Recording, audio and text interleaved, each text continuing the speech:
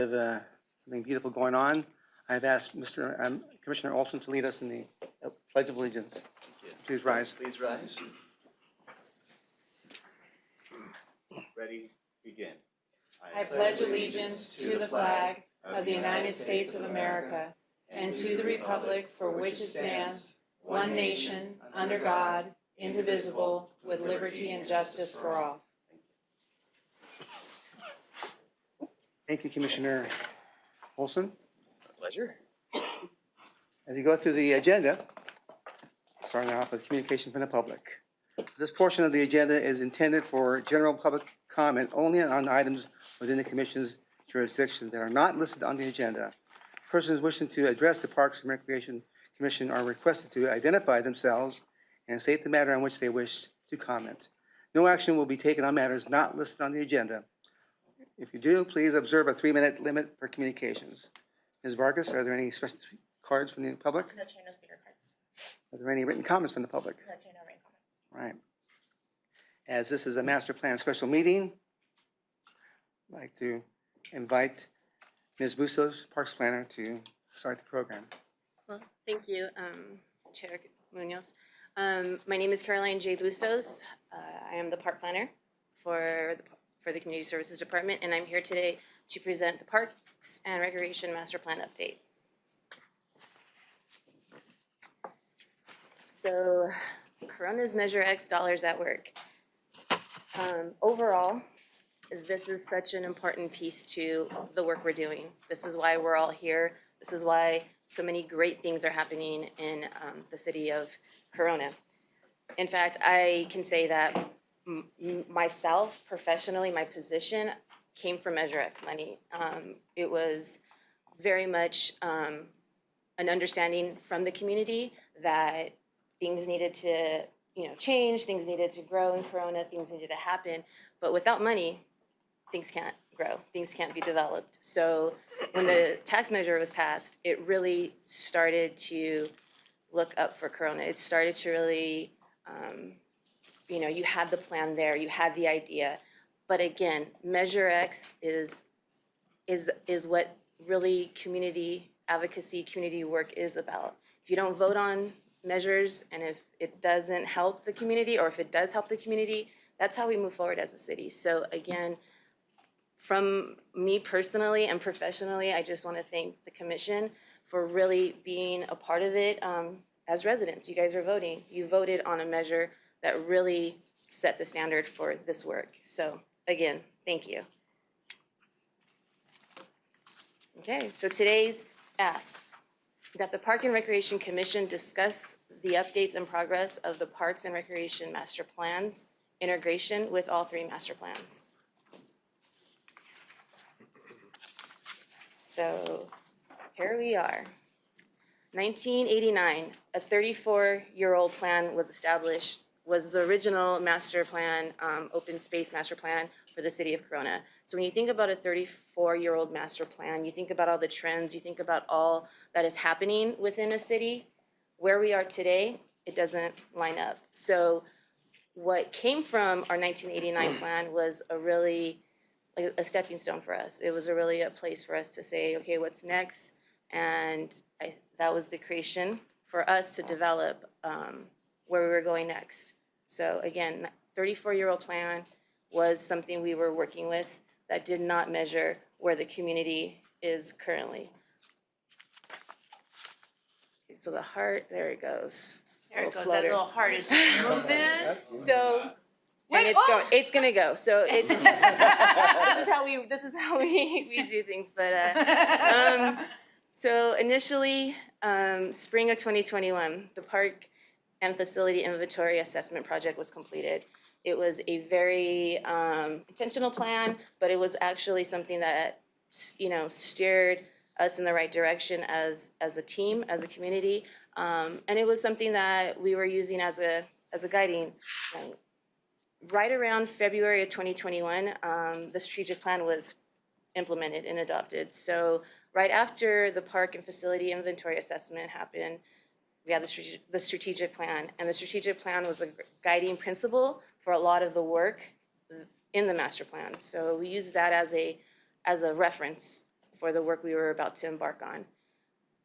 Winter 2022, Park and Recreation Master Plan was kicked off, and also the park equipment and playground shade structure was approved by the commission. So at the same time, the master plan was successfully kicked off, and then at the same time we started to implement equipment and playground standards that were needed throughout our park system. So then we have the winter of 2022 and moving forward. The outreach and a lot of the engagement that was happening, we piggybacked off of a lot of the recreational stuff that was already happening, and it was such a plan for us to gather and really hear the community firsthand on what they needed, what they wanted in their parks.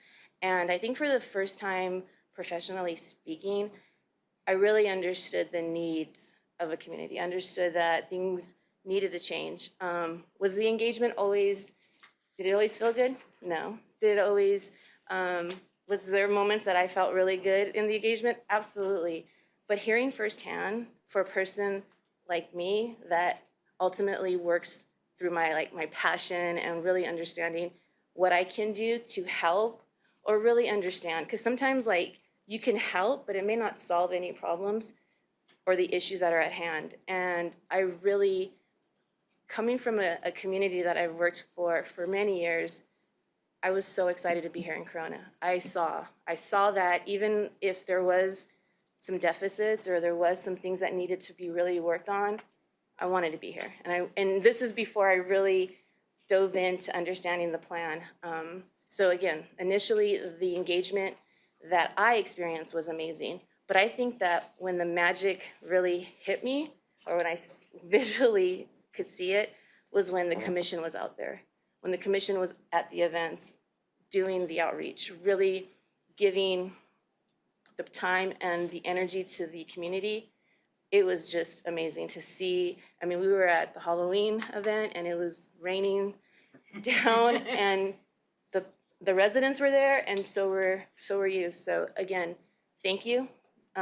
Because without that, I don't think we would have had the intentional information and data that we collected throughout this process. So again, around this table, it's all of us. We are a team. We are in this together, and it's exciting. So I just want to share that again, that the outreach and community engagement was all of us. It was all of us doing it and all of us really understanding where we were going with it. So right around spring 2022, we had developed service categories with 110%. And with that, we had two workshops that the commission was a part of.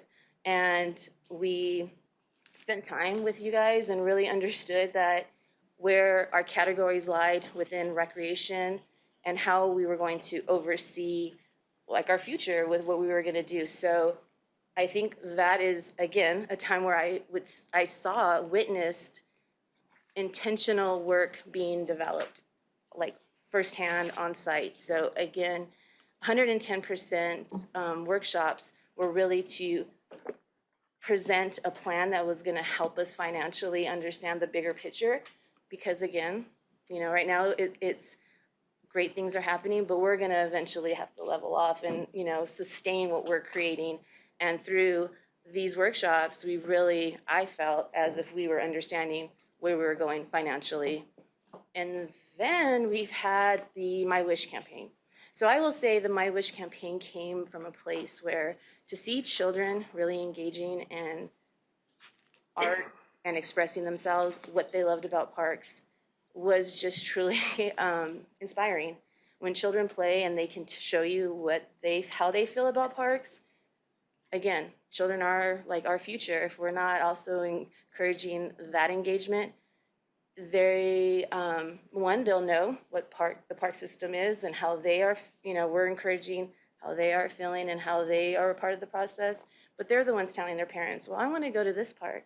Because while they were engaging, I would hear them say, Mom, what park do we go to? So a lot of the times the children are influencing parents. As much as we want to say parents are influencing the children, I think the children are guiding parents as well. So again, the My Wish campaign was such an amazing campaign because it was literally artwork. It was where children could see parks and how they wanted to, play, and if they could build a park, what would it look like? So a lot of color and a lot of equipment. So again, if we only could feel and think like children, we would all be doing some great things. But again, I think we are doing great things because when you look at the overall data that we collected, again, through this master plan, it's going to be amazing. So from when you think of a child all the way to a grandparent and older, the master plan was covering every category when you think about the demographic of age. So we also have the QR code. The QR code campaign, which is the LEAF campaign at all the parks, I want to say has been one of the coolest things that came out of the master plan. To actually have a physical leaf, metal leaf that you can hold up, that you can engage in, was pretty, to see it as well, it was pretty insightful to know that you can create something that can engage community members along with gathering information. Was going to be something that for us as a city, as a team, that was going to guide us. So again, the QR code leaf is at all the parks and it will stay there until we no longer feel that we need to use the QR codes for any other information that we are going to use after the master planning process too. And then fall of 2023 is the delivery of the Park and Recreation Master Plan. So that's going to be when we develop our plan to City Council and really, take a moment to appreciate all the work that we've done and to see what we do firsthand. So again, here we have it, earning the trust and appealing to the hearts of Corona residents. That's pretty much like the theme that we have going on right now. As you can see our road map or our milestone map, we had the heart, and the heart was, floating.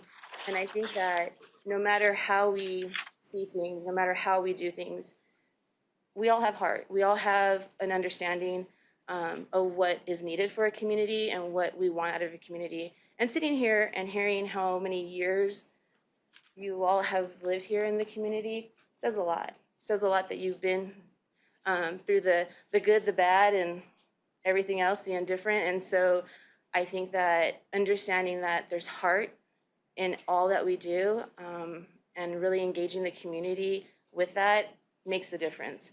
I heard it firsthand again that when we started our outreach to, closer to like today's time, people were thanking to see the difference. I mean, the little smallest things that were changing our park systems, they were thankful for. So couldn't be happier with this.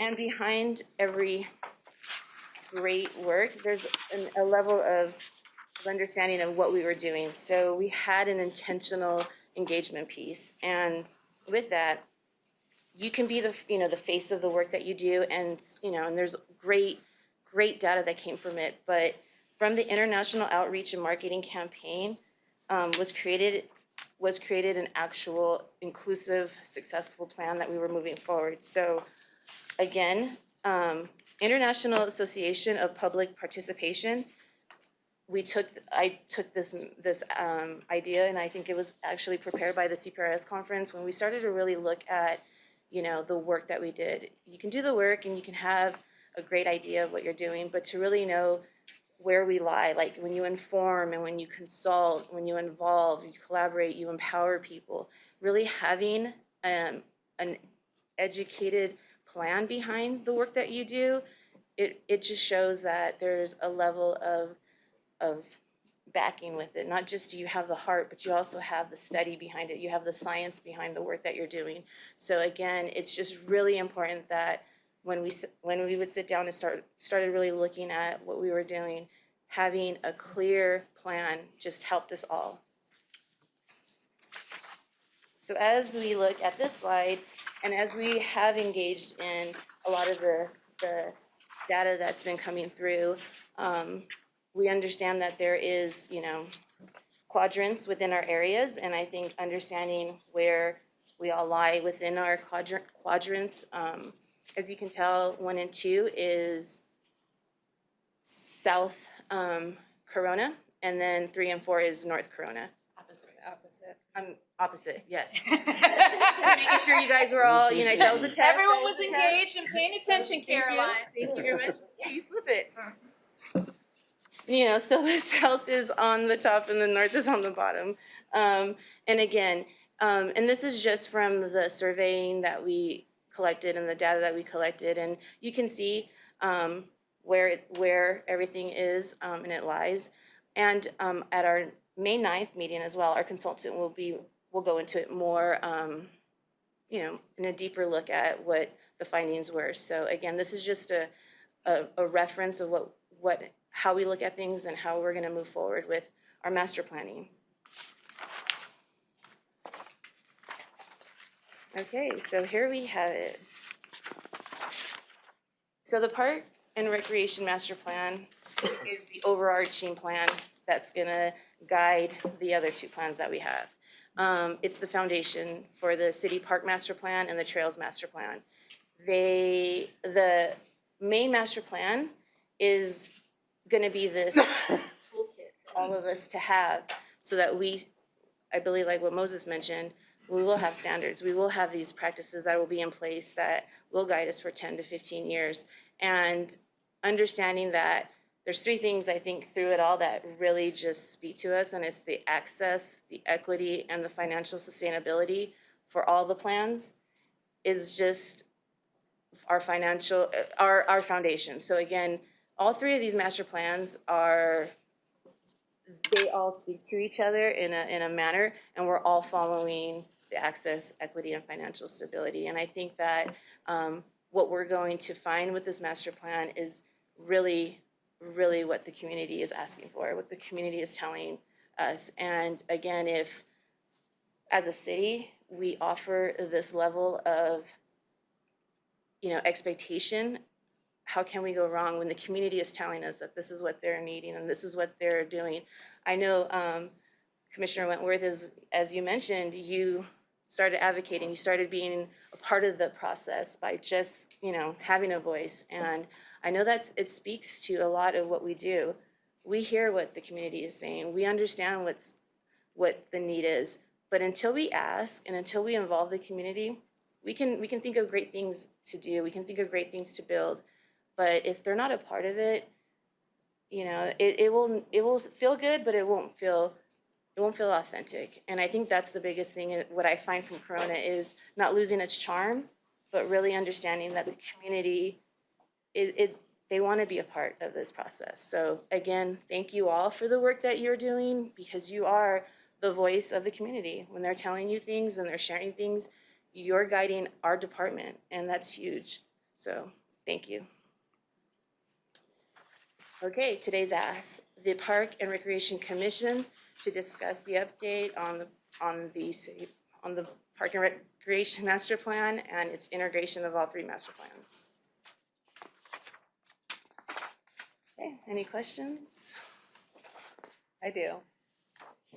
So remind me again why the city parks master plan needs to be separate from the rest of the parks. Why is that getting a special status? And just, start there, I guess.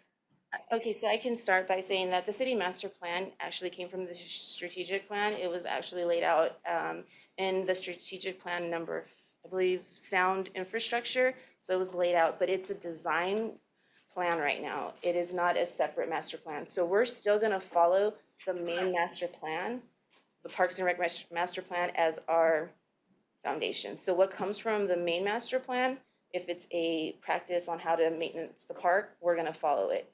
The city park design master plan is like what we're doing right now is looking at the park and what we can bring to the park. So unless I'm not answering the question correctly. I'd love to add something to that, Caroline, if I Okay.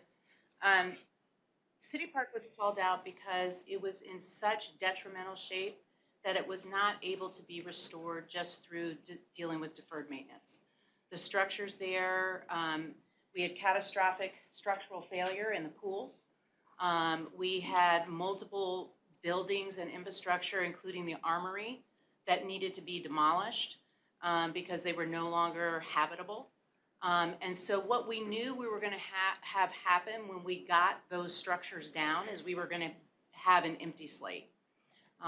We had many of our park picnic shelter areas also have structural damage. They've had electricity taken out of them, pulled out of them. We've had many of our trash cans and those kinds of things used for cooking. And so they've been burned. I know what So, state of disrepair The it. reason that had was because of the severity of the challenges in that park were different from even the most efficient park in our rest of our system. Additionally, City Park has a very unique place in our park system. It's our oldest park. It is also the gateway to the downtown, and we want to do everything here in the city integrated together. So we have the downtown revitalization plan. We have all of the look of downtown. City Park is designed to be the gateway to that downtown revitalization. It also is on 6th Street, which is one of the main cross sections of the city. And so for our transit plan, it has a real role to play in how we move people around the city to City Park and to the downtown. So it ties into our Trails Master Plan. So it has components in all of the master plans, and I think Caroline's point is very important, which means that the standards that are set by the Parks and Recreation Master Plan will be done in City Park. But the reason City Park has been pulled out differently is because it is in fact a very different park project. It is a reconstruction. So if we had done, let's say Auburndale, in timing with the master plan, Auburndale probably would have had its own plan. I mean, if you look at it in that context, Auburndale has its own plan. It's being redesigned and redone, and it's not even to the scope and breadth of City Park. And I think it's the clear integration piece that makes City Park so unique, is how deeply it integrates in with the downtown revitalization and the plan for economic development and the strategic plan overall for the city. It appears that they're being done in parallel rather than in sequence, like the Trails Master, or the city park master plan, I would think intuitively would come after the broader umbrella of the parks master plan, and then you find out where it fits in. I'm just curious that it keeps getting called out like it's its own separate project, and that it has higher priority than all the rest of the plans. And I think that may be, Parks. well, Speak to that yes, really quickly? sure. So when our city manager was given the goals and objectives that he was supposed to work towards, City Park was highlighted as one of those crucial components. And we do try to work as much as we can in parallel. So when we have component pieces that are working in parallel, we can try and do those things. I think you're absolutely right that we need to see the sort of overall Parks and Recreation Master Plan assessment to use those component parts. But I don't feel like pushing the City Park Master Plan forward neglects any of the other details that are being gathered during this other process. I think that the bigger Parks and Recreation Master Plan is going to help inform the City Park Master Plan, but it's one of those high priority projects that's getting pushed from the council towards our city manager, and I don't think that it's going to be a detriment to move it sort of in parallel. I just think that it's kind of disingenuous, though, at the same time, to talk about equity and distribution and having equal access, except it's not, because there's not any other community neighborhood that's going to get anything like that. And so and that's just my take on it. Sure, I appreciate that. Can I just talk really quickly? So I love data. That's kind of my jam. When we look at these quadrants, I don't know exactly how this came before me, but the 1 and 2 are a lot older, right? And so the build out of the city south, post like 1990, more or less, Ontario Street, right? They have lots of new parks, big parks, lots of space, lots of new amenities. And just my experience with working with other city managers in Orange County, I would talk to the city manager of Irvine and he'd say, we have no problems with repairing roads. We have no problems with parks. We have none of these things. And I talked to my friend, city manager of Santa Ana or Costa Mesa, and they'd say, we got lots of problems. We got to repair these things all the time. And HOAs take care of some of those things. And we have new roads because of those things. But the older part of the city, there's no funding mechanism to revitalize that. And I think it's a great investment to spend a lot of time and effort on this really beautiful park in the core of downtown, to revitalize it and give them like a beautiful jewel that existed there for a long time, but we haven't made lots of good strategic investments in like we have in the south part of the city. So I don't see it as unequitable to spend a lot of money and time trying to build something really beautiful in the core of downtown if we're trying to revitalize that.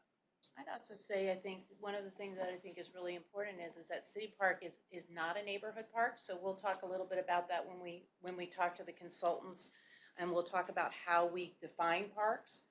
City Park is not a neighborhood park. So while it's wonderful for those neighbors, it is the crowning jewel of the park system. It is the community's park. It is much like some of our larger parks. We expect that the things that will take place in City Park, we expect that the kind of programming that we'll do in City Park, we expect that all of that will be not only just Corona community-wide, but we believe it'll be regional. It'll be a regional draw based upon the way that recreation programs in that park. So it falls under a different category than a neighborhood park or a community park or even a regional sports park. It actually is to be the gathering spot. So really our South Lawn has served as that for a long time and will still for a lot of things. But ideally, you would have key components that would gather people from all over Corona at City Park, a little differently than some of our other parks in the system. Can I just say something? That I take to Amy's point, kind of the same thing, I think I said this to you privately, but she's just expressing, I think, some of the same concerns that the commission had. So as we're working together, I don't want it to feel like Amy's the only one that's thinking this, because my first reaction to City Park and the design that was presented was the same reaction she's having, which is, how can you come forward to us as community members with a full design and go to council with full design when we as the commission were anticipating seeing the bigger picture and making that decision that this is where this should go and this is where that should go, when we were anticipating the bigger picture and the placement. And so working together is kind of trying to iron out some of that so that this discussion works well and we can see where you're coming from, because after the fact, once I get the explanation like we've had here, it's like, okay, that makes more sense. But just so you guys know, at first blush, this may not make as much, it makes sense to you because you're in it. And for us, we're trying to look at it as a whole. And we didn't get the whole, we got this one little thing.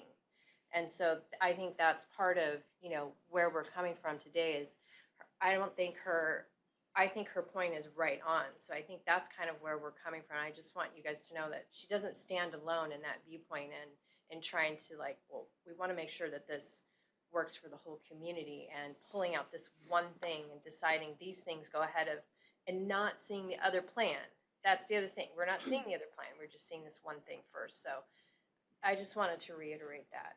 And I can say that all conversation is important. This is how we're going to learn. This is how we're going to see things, and this is how we're going to grow together. Because again, we are a team. We are one. And I think for a lot, this is not my plan or our plan. This is our plan. And so if we're not on that same page, or even if we don't have to necessarily be on that same page, but it's us. So again, all conversations, they need to happen, and at least we're understanding and we can grow from there.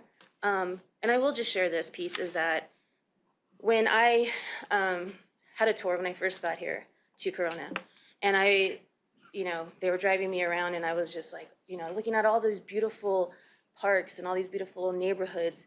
And then all of a sudden we rolled down 6th Street and we get near City Park. And I remember City Park from when I was younger, but for a moment I just stopped and I'm like, what is this? And I said it to myself, but I didn't know. I was like, are we still in Corona? I said that and we were still in Corona, but for me, I couldn't understand when you see this beautiful park. And yes, there's a community of unsheltered people that have been taken care of literally by this park.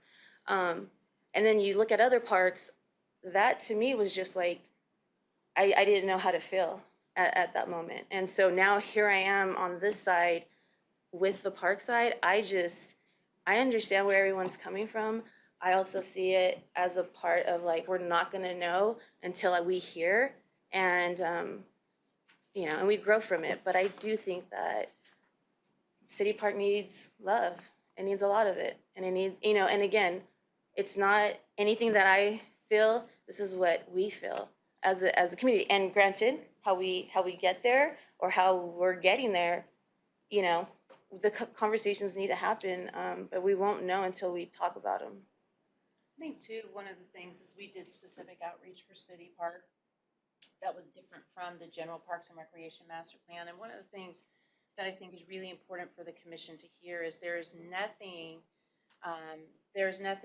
and I would say that what we've shown the council, and I don't think we did it well. If I had to do it again, I don't think I would have done pictures. I would have just talked about it, because we are engaged with RJM, which is a design firm to do this master plan. And so what we were trying to do was just mass, right? If we had these kinds of things, this is kind of where they would fit. One of the things that I talked to the consultants about was a felt board.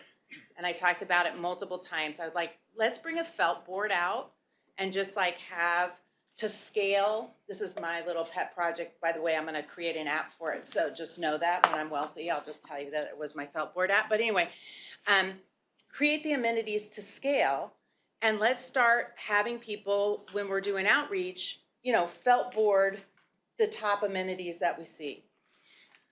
We never could get there physically, we could never get there, but that was really what this presentation to the committee of the whole was meant to be. Here's the amenities that we heard, you know, were the amenities for this park. None of those amenities, and I want to share this with you, and you'll have all three consultants with you on May 9th so they can answer all these questions, but none of these amenities are in conflict with the general Parks and Recreation Master Plan. Where we got with the Parks and Recreation Master Plan on a share out was that it got behind City Park. Because City Park we had 12 months to do, and the Parks and Recreation Master Plan we had 18 months to do. Our bad.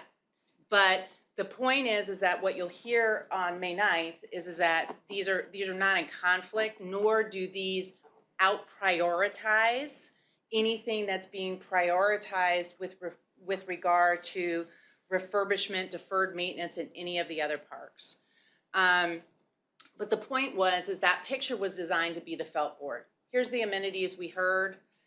This is where we think they could go. This is kind of how we think it could look.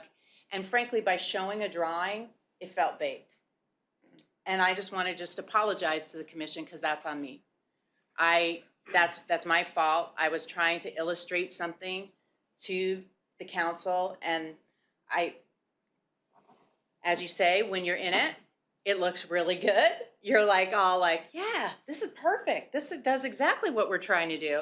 And then when you daylight it and you realize, oh my gosh, now everyone thinks we've designed the park. My bad. I'm just trying to figure out how it comes into play though with the Parks Master Plan and all of the things that need to be done to bring the parks to a standard throughout the city. And we're not far enough along to even have a dollar figure or any kind of guesstimate on what that looks like. Yet we have this $100 million wish list or whatever the number is for another park. I guess we can talk about the city park master plan once we get to that part of the program today, but that's why that breaking it out separate makes me kind of like, why are they, So I wanna try to help have that engagement and that conversation. What I can tell you is that at this point, that was a policy decision made by the city council, and we as staff are here to execute on that policy. Okay. So finances and the financial sustainability of our parks is solely in the hands of the city council. We give them our best recommendations, we do our best research, and at the end of the day, they make that decision. In the discussion at the committee of the whole around the capacity for doing this park project in City Park, the city manager told the city council that we have a plan, that we had been knowing that this was coming and that this was separately thought about, and there was monies to do this because we knew we had to do it.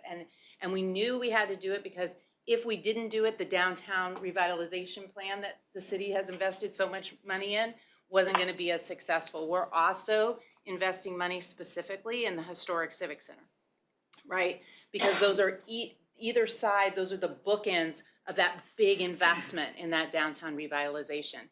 So it is not as if someone hasn't thought about this. This was thought about in the context of other projects, not necessarily incorporated that way into the Parks and Recreation Master Plan. What I can say about the Parks and Recreation Master Plan is we've spent a lot of time getting a national consultant to do the financial analysis of the Parks and Recreation Master Plan. So I assure you that we have a strong financial analysis of everything that's going to come forward in the Parks and Recreation Master Plan. But the way that it is tied together, the Parks and Recreation Master Plan to the City Park Master Plan, is that financial sustainability piece. So if we go back to what Caroline presented about access, equity, and financial sustainability, those are the key driving forces of all of the plans, and so that's what ties them together. the way City Park will be programmed, the way that we will financially talk about how we will sustain whatever capital investment is made in that park will be exactly the way we talk about how Auburndale improvements are sustained, how the furniture is sustained at Mountain Gate, how the new, it's all the same methodology. So it is actually not separate that way. We're just starting from below ground at City Park, where at the rest of our parks, we're starting at ground level. So we have to get City Park to ground level before we can talk about this, the same methodology that we're talking about in the Parks and Recreation Master Plan.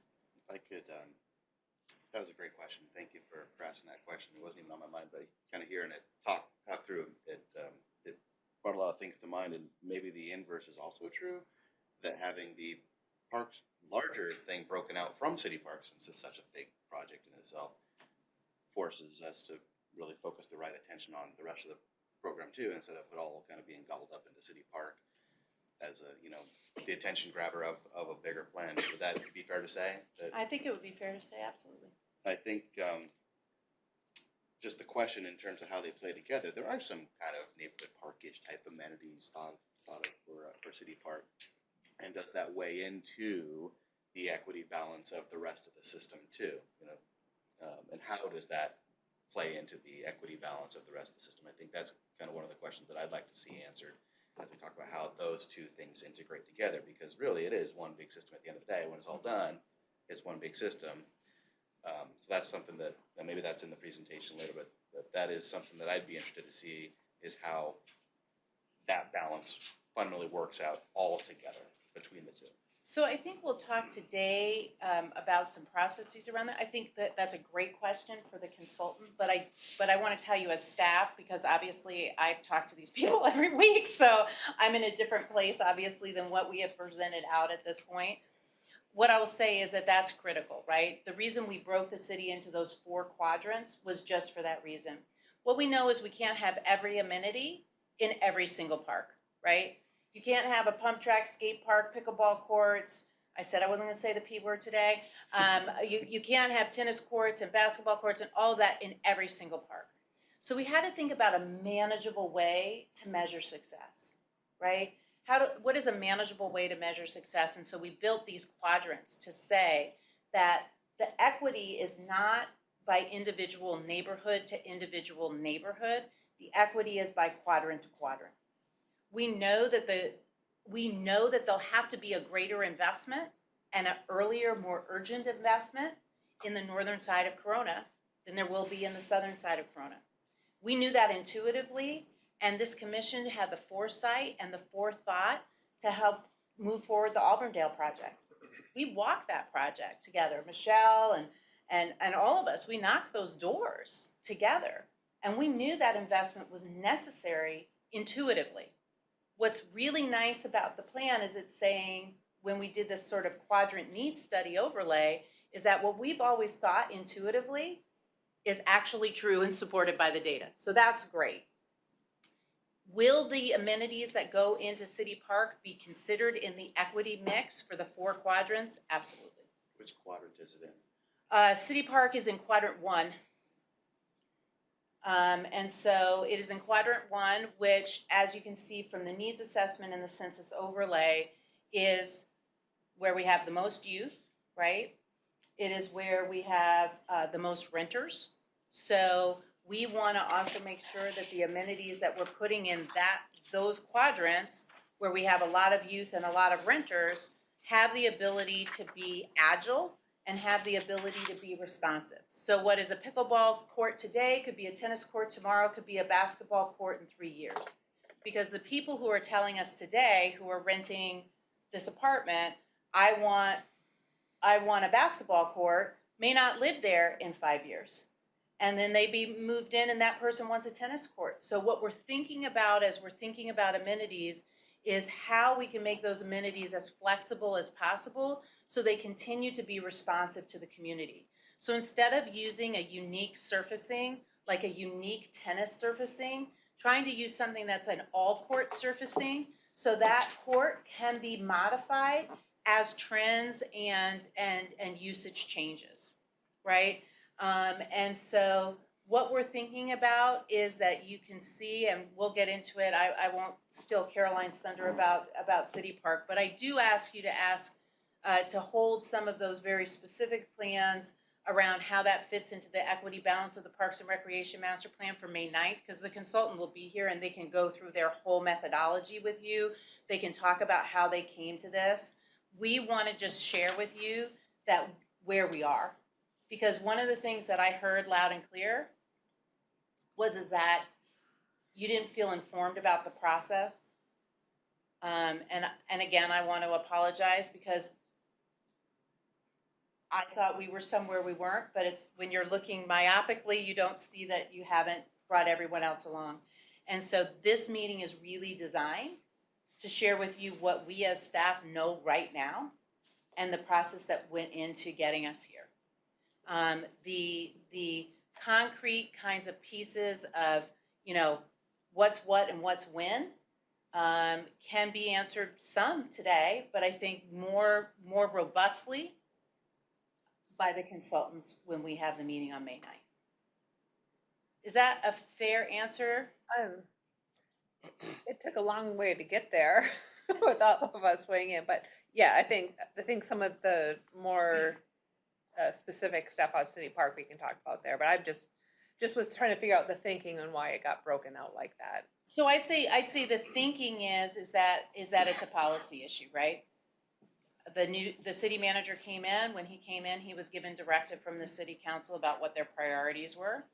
And we as staff have executed on those priorities. Those priorities are represented every year in the priorities that are set in their priority setting conference and that we measure against at every quarter. Every quarter we report out on where we are against the priority projects. So That's fair. I understand. Yeah. And that could change next year. It sure could. But this year that's Great. year that's what we were tasked with, and that's what we've done. Okay, thank you for taking the time. Well, with that being said, and before we move on to other comments and Q&A, Ms. Vargas, are there any cards from the public? No, Chair, no speaker cards or written comments. Okay, thank you very much.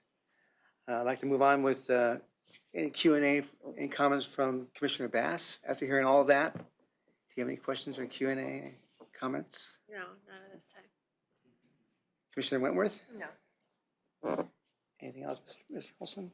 I think this is the first time that I've really seen these quadrants, and it looks like it doesn't follow, obviously, the council districts.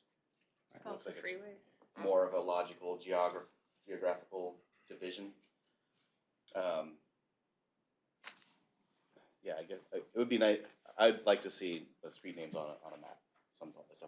Sure. So just so you know, we got some feedback. We were talking yesterday or one day this week, someday, I don't know which day, with the leadership team, and we got some feedback about the quadrants. So the first thing we got was the police chief said, "Wow, those look exactly like our zones, our police zones." So, but they're not numbered like our police zones. In fact, they're numbered almost opposite of our police zones. So the next time you see the quadrants, they will probably not be numbered the way they are right now. They will be, just for ease for residents to recognize them, they'll be numbered the same way as the police zones. The way the delineating factor, the cross section between south and north, is Ontario for us. So we used Ontario as that cross section because when we used 6th Street or we used the freeway, we had disproportionate zones. So we had like itty bitty 3 and 4 or big 3 and 4 and itty bitty 1 and 2, and we kept it kept messing around. To try to find equal quadrants, I can tell you that was a little test of patience and time. We kept crossing it and trying to find that natural cross section. So the street that you're looking for that makes the delineation between north and south is Ontario. And we will make sure as we drill down deeper into this that it actually mirrors the police zones.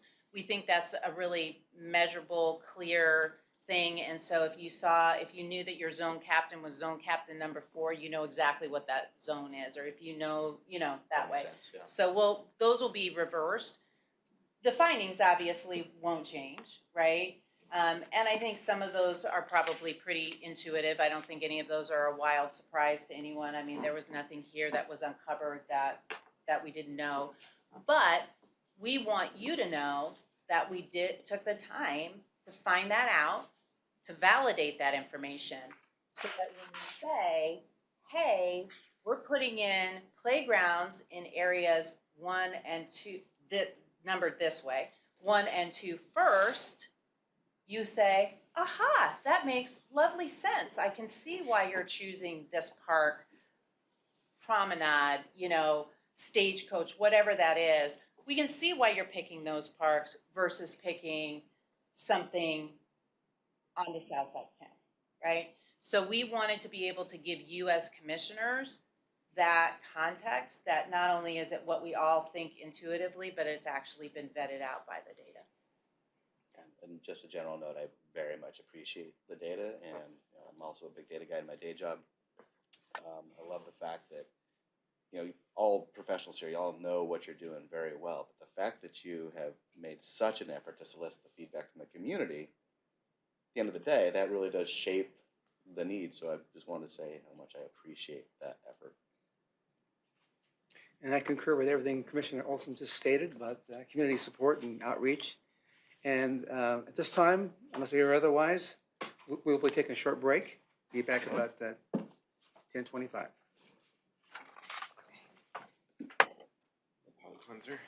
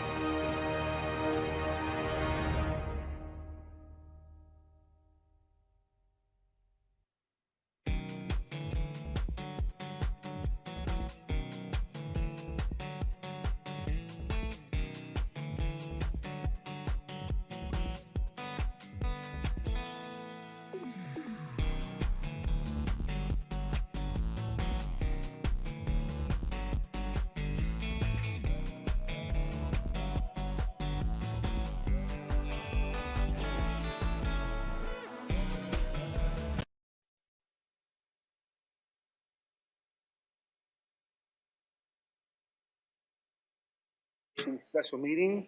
Time is now 10:25. We will now resume with the next presentation, which will be exciting. Recreation programming led by Mr. Last, Recreation Manager. All right. Well, good morning, Commissioners. It's a pleasure to be here. I know we've been talking about the master plan process. I'm going to pause and just kind of talk a little bit about how the recreation programming element kind of comes into that. So, you know, we're going to build the house, right? But then we're going to have the activities that take place. And that's really where I come in from a real holistic standpoint. So really just kind of an overview today, but I hope it gives you, you know, a better idea of, you know, kind of like what our framework is, what our thought process is, you know, when we program our parks, when we program our facilities. All right, with that said, we'll go ahead and get started. So according to the National Park and Recreation Association, the NRPA, recreation and education opportunities strengthen community in multiple ways, including bringing people together, bringing neighbors together, keeping or getting people of all ages healthy and fit, providing learning opportunities and life skills. There's a whole list here, but I mean, I think if you think about how you have interacted with recreation services, how you have interacted with a park or a public facility, you know, you can also probably add a whole bunch of different bullets to the list. But the point is, you know, that there's science behind this. In fact, 91% of Americans agree that easy access to a recreation or community center enhances their community life. You know, we think about well, quality of life, of course, but also, you know, home values, sense of place, safety. There's a lot of really good things about having these in our backyard. The city of Corona has always valued recreation programming, whether through city or not. But we have only had moderate levels of really intentional offerings. You know, from my time here, you know, one of the first things I kind of quickly learned is, well, we have enough to say we have it, right?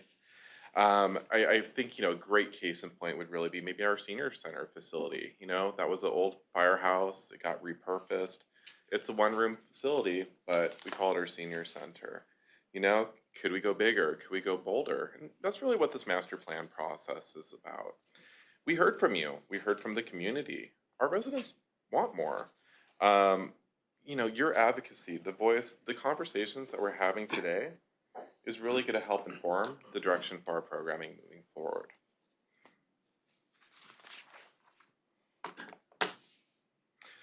So the master plan documents the city are working on now are going to radically transform not only the face of the community, but how we operate overall. Standardized practices, confirming our philosophies, and ensuring we are serving Corona's residents at the heart of it all. The City Park Master Plan is setting the stage for our first intentionally designed recreation facilities in a very long time, right? You know, I think about that firehouse, you know, that was a firehouse, you know, it's not really intentionally built to be a senior center, but we're making it work. As part of this process, we are going to be critically looking at indoor and outdoor integration. While we might not always have a roof over the hub of or not always have a roof over our operations, you know, our facility is kind of that central nexus for that, and we branch out from there. And in California, we're extremely blessed to have beautiful weather. You can have seamless integration between indoor and outdoor, and I think, you know, modern amenities and uses are really taking that into thought and consideration. We were just walking a facility yesterday, and they had these beautiful roll-up doors that open it up to the great outdoors, you know, and my mind's spinning there. All right, so with all of our uses, whether lively park or colorful community center, there will always be a mix of passive and active programming. For example, a quiet corner, maybe to do some homework, maybe a walking path outside of a facility. You know, there might be really intense things going on too inside of that community center. We can have really fun, you know, Tiny Tots classes, or, you know, maybe there's a turbo kickbox class going on, right? But the idea is, you know, that there's a little bit of something for everyone. We also, we're also dedicated to building programs and activities that our residents want to see. Through increased survey work, we're talking a lot about data today, trend scanning, and of course, interaction with our residents. We can identify sacred pastimes for our Corona community and also accommodate whatever the next big trend might be. Modern features and increased accessibility will reduce barriers while allowing us to build sustainable programming that can grow with the community as its needs evolve and change over time. And of course, we realize we can't do it all. Collaboration with our community allows us to better program, ensure our facilities are activated at an appropriate level, and also help us reduce the overall impact to the city's overhead. So what is recreation programming? Traditional recreation services include activities, reservations, events, sports, special events. And of course, I think I would point out too, site management. You know, we're responsible for everything that's taking place, whether under our roof or out in our parks. All the things that happen at a facility pass through us at some point.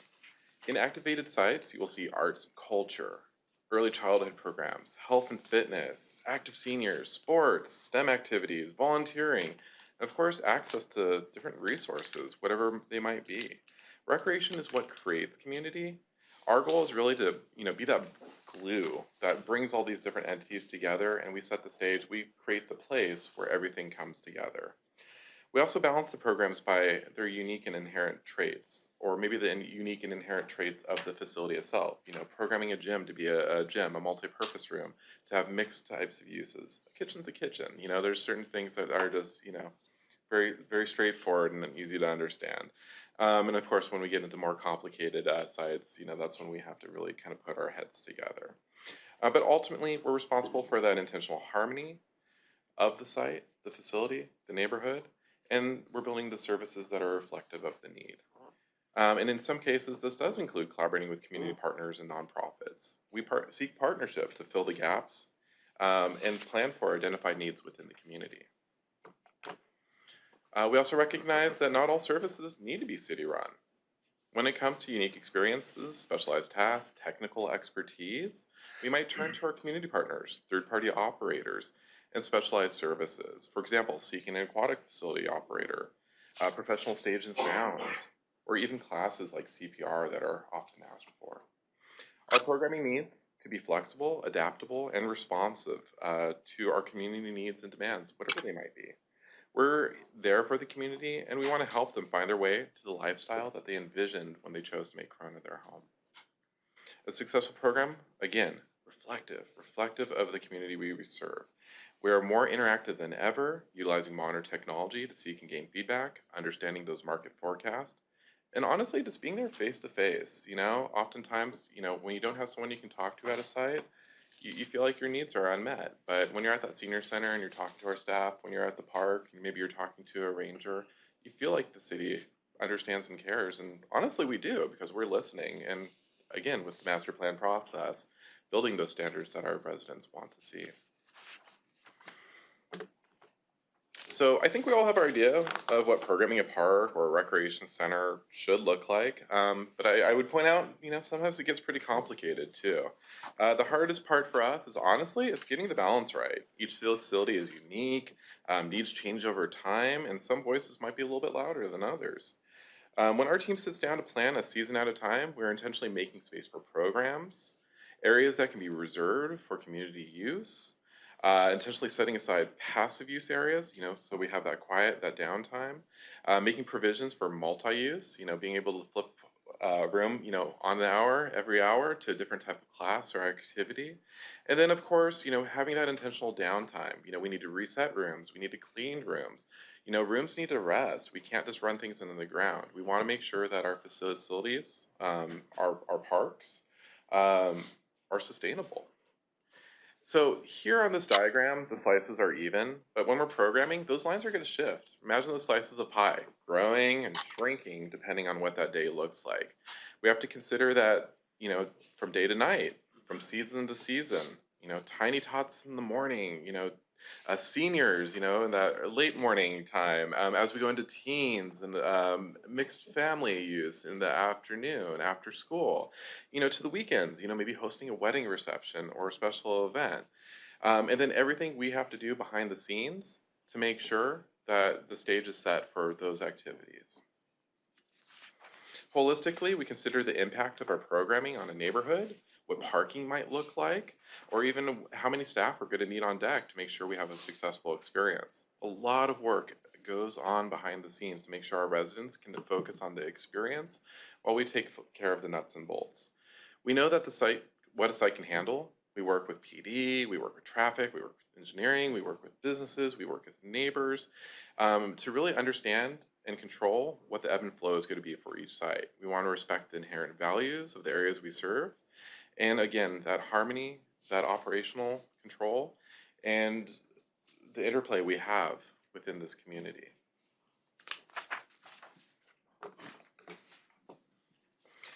As we look at what each of those activities is going to be, we also need to really consider what our value is for the programs that we pick. As part of the past master plan process, we set out to understand our values from free to fee. And I want to thank you, our commissioners, for lending your voices as part of this process at our last workshop. We spent a good amount of time really talking about this to, really understand what these standards are going to be for the Corona community. And ultimately, our consultant helped prepare this document or this visual aid in front of you. So this philosophical standpoint is going to weigh heavily as we determine our programs and fees that are applied to them in the future. We're not setting fees at this time, that's going to come later, but really we need to know what that philosophical value is. This is what's going into that master plan. So on my left here is, our common good, our purpose-driven programs. These are things that we're going to help offset. We want to serve that greater good. We want to provide that intro level, that beginning, that free community event. We want to look at, maybe numbers that we're serving.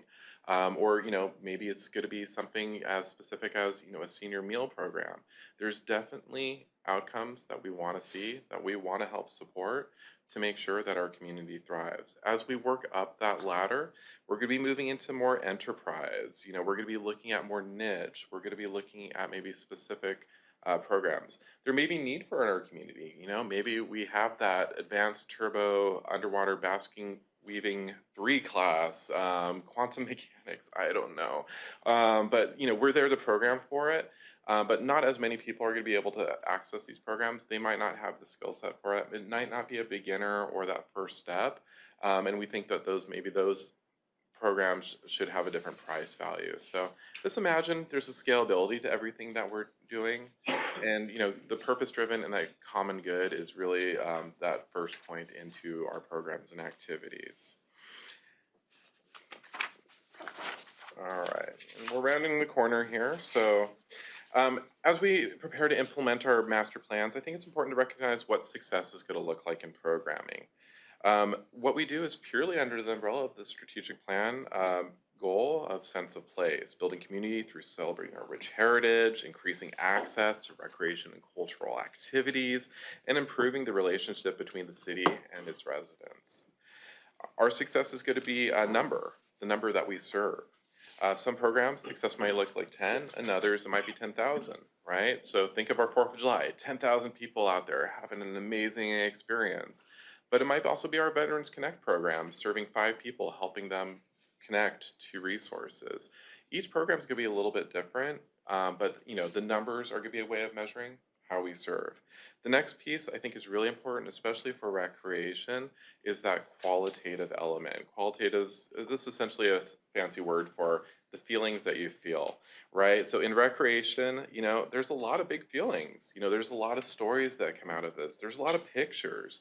There's a lot of memories. You think about that 4th of July element. It's, there's 10,000 people here, but how does that make you feel? What is that pastime? What is that tradition for this community? I mean, this is definitely, that heart there, kind of going back to what Caroline said earlier. And then last, I just kind of threw this one on there, and I'm an optimist, and I strongly believe that the work that we do should be a launch pad for that next big thing. Recently in program, and I got this beautiful text message over the weekend, we had a young girl who was participating in an indoor soccer program. It just kicked off a couple weeks ago. It was the soccer fundamentals. This young girl, probably about 6 or 7, I would guess by the picture, she was scared. We had over 100 people participating in this program. And then with that, all the parents that go along with it. You're in one gym, there's bleachers there, people are shouting, there's balls being kicked, there's buzzers and whistles. It's overwhelming. And, for young women too, sports aren't always an equitable environment. But our staff saw that, and I'm going to shout out to our team member, Savannah, who noticed that this girl just needed that little extra nudge. So, she put her hand out, she walked her out onto the court there, and gave her the confidence she needed to play. The programs we do, these might be the launch pad to a next big thing. You know, she might go on to ASO. She might go on to do club later.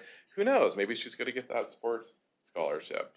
The activities, the special events we do, these all have potentials to be the next big thing for this community. And I think, you know, the work we do should foster and support that. All right, I wrote a lot more stuff, but we'll skip past that. And you know, it really, you know, this is sacred calling that we have. You know, we're intentionally creating the things that are the sense of place. You know, recreation's not something you have to engage in, it's something you choose to engage in. It's what makes life here great. You know, we always say parks make life better. So we have jobs, you know, we have all these different hats, but that passive, that leisure, you know, that time we spend in our families is really about recreation. It's about the intentional programming that we do here in Corona. So with that said, this is really just a kind of a general overview of, you know, kind of how we plan recreation. There's a ton of nuts and bolts into this, but I'd be happy to answer any questions you might have. Okay. Thank you, Jason. Fantastic.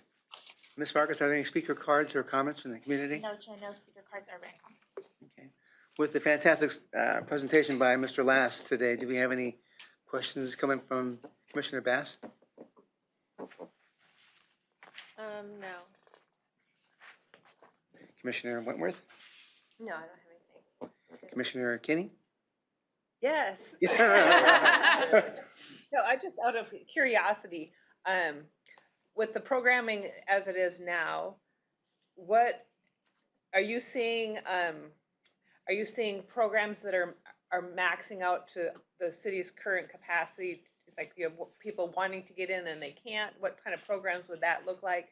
And how has I know how hard it is to hire people. Are you having issues finding people to fill these roles in a, you know, and how does that impact you? Are you running out of space? Do you not have the space to do programming as the demand currently is? Or are you projecting the demand would increase? I'm just kind of get a feel for it. Great question, Commissioner Kinney. And I would say since my time here in Corona, all I hear is we want more. I think, you know, there's a lot of comparison with, you know, similar communities of the same size. I think a lot of us travel and we visit different areas and they say, well, why not Corona? I think, you know, excellent case in point is that senior center, that one room facility. We're trying to do everything to represent a senior center in essentially one box. In my time here, we have continued to grow and expand. We've added a program coordinator to intentionally push and expand the services that are being offered there. We're adding nutrition, popular things like line dancing. We cannot have enough line dancing classes, but you know, once they hit 25 at the senior center, they're too big for that facility. In the past, they just kind of stood still. But collaboratively now, we're looking at, you know, well, I'm going to move this group over to the CCC. And we did that last year. That group that was maxed out at 25 is now hitting 80. And I'm going to have to figure out another space for them now because they're in the banquet room. And then staff are like, well, can we put them in the gym? And I'm like, yeah, of course. Like, we want to have opportunities for these programs to grow, to expand. And line dancing might not be the cool thing 10 years later. I don't know. I probably shouldn't have said that. But, you know, there's a bell curve to activity, right? So things kind of ramp up, they swell, they go away. You know, like a lot of veterans were, you know, kind of telling me, being in the parks, like, oh, lawn bowling clubs were, you know, the thing. And now it's like, no, we're talking about pickleball, right? Sorry, P-word. But, you know, all these activities have ebb and flow, and we should be there to support them, to help them. But it does put an impact on our facilities. We only have one community center for all of Corona. We only have one senior center for all of Corona. We have a lot of park space, and we have, you know, really intentionally thought about, you know, bringing activities there too. But, you know, there are occasions where we still need that roof over our head to provide that sense of permanence. And I think, you know, it also is, you know, kind of an anchor for program. We can always kind of put the octopus arms out, but we still always need to kind of come back to a hub of programming. And then I think to answer your second question, staffing is really hard right now, in all honesty. We're doing recruitments every 2 weeks right now. We keep bringing people in, you know, it's a very fluid market right now. We work with a lot of young college-age students, and we're doing everything we can to make this an attractive place to work. We're doing more with flexible scheduling. We're making sure, you know, like, hey, you know, maybe sports is my thing, you know, maybe library is my jam. Like, we're we don't want to lose people. So we're moving people around, making sure they end up in the right place. And I think, really, the value of what we do is a big piece of why people connect with this work. Oftentimes, our part-time folks will have multiple jobs. They'll be college students, they'll be doing 2 or 3 different things. But, they always like to keep Cron in their pocket because they really connect with the work and the service they do. We serve people. It's really cool. But then I think that other piece is, then we also need to look at filling the gap in service. So I can't do everything as the city. There's some things, I don't need to compete with either because our community or maybe our business community does it better. So we're going to be looking at, contracting with these services, bringing folks in, or, looking at some of these businesses that might be too expensive for participants to go to, looking and see if they could do modified programs for us as part of our activity guide, where, instead of an 8-week session at $200, maybe I can do, a 4-week at $75, and it's at an odd hour that, isn't affecting their prime value. But I think ultimately it's, being responsive. I think it's being flexible. And honestly, being there for the participants, is talking to them. It really lets us know what they want to see and how we can better fulfill that for them. Thank you. Vice Chair Olson? Thank you. Thank you for the great presentation. Kind of the flip side of Commissioner Kinney's comment, there's a very diverse program of offerings, a lot of octopus arms out there. How many of those do we find that we don't have sufficient participation in, that we may have to cancel? Does that happen? Is that... Oh yeah, so that's always part of our editing process. Those are kind of difficult conversations to have, but I think it's it's part of the process. I hear we need more of this, we need more of this, and I'm gonna plan that. It's kind of a build it and will they come situation. In some cases they don't, right? But at least we try. Or maybe we need to look at maybe the market's becoming saturated. I think of our events more recently too. It's like, 2020, there wasn't a whole lot we could do. And then we figured out we can do this night market event. We launched the night market. It was super cool. People were into it, and then suddenly, it was a good idea. And now we're seeing all these other, cities, neighboring communities, businesses picking up essentially the same model. Do I need to keep doing that? Is that necessarily the city's responsibility? Or can I take that time, that energy, and that resources and then reallocate them to somewhere else and maybe that next big idea? I think we need to be good stewards of our resources. I think we need to give time. I think there's program supplies, there's staff time that goes into all of these things. And I think it's worth trying, but we're always kind of trying to get that balance right. I think, that is the challenge always. So when we program the catalog, they're kind of got a space in mind, right? Mhm. When we put them on the calendar, that they've got to have a space to meet, assuming it's going to be successful. But if it isn't, there's a lack of participation, that space becomes available. How realistic is it to kind of pivot into keeping that space active that would otherwise just now kind of sit there? It's actually easier than you might think, right? So I think in our best of intentions, we have 3 seasons. We sit down, we plan a calendar of what we think it's going to look like. We work with people. It's not going to work out how we planned ever. And we know that. That's part of being, a recreation professional. But what we can then do is pivot, right? This class isn't going. We're going to pull this from the lineup. I have things I can backfill that in. While I introduce this program, I'm also getting demand for this thing. It doesn't fit into our 3-week season, but I have 15 participants ready to go. This is a class or activity we could quickly pick up. Also, I have increasing demand for rooms and reservations. Hey, can we just have a quick meeting somewhere? Right, I can backfill that there. Oftentimes we'll need to pick up city meetings and outreach. I can program those rooms for that. We always kind of look at what those resources are and trying to see, let's fill it. I think a program site is a happy site. I don't want to have that, empty shopping mall where you walk by all the vacant storefronts, but, what we're doing is we're essentially, working and being reactive. I don't think it's the black and white world that we work in recreation, so we need to be quick on our feet. Kind of thinking forward to the City Parkers Festival, we're looking at some hard structure additions to accommodate some of these needs. It would be helpful, I think, to see some of that. What does that data look like in terms of defining how the spaces are currently being used and the unmet need that exists today, to help kind of wrap our head around the need for that hard investment for those hard spaces? Because again, the empty shopping mall thing is something that I I've seen, Yes. I've seen in this community and others, and Well, and I think, it's not worse, right? and excellent point, because I think what we're so excited about this master plan process is, especially with the city park situation, is our first real intentional designed facility, where we can kind of know, like you said, some classes go, some don't, but having those flexible, those multi-purpose rooms, I think is going to be a real key element of that.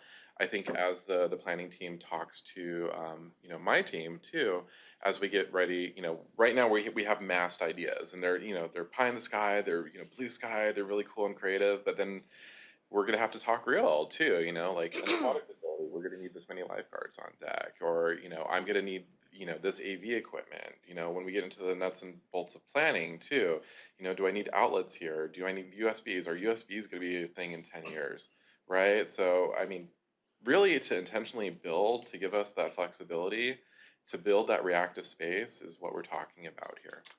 Thank you. I think just to add on that, when we're looking at an intentionally built building, and I think you said this, Jason, I'm just kind of saying it in another way, it's having those accordion doors. It's being able to take a room that has 100 capacity and make it to 25. It's about the ability to make those spaces change for us. When we took over the CCC in the Fender building, we didn't have that capacity, and we still don't.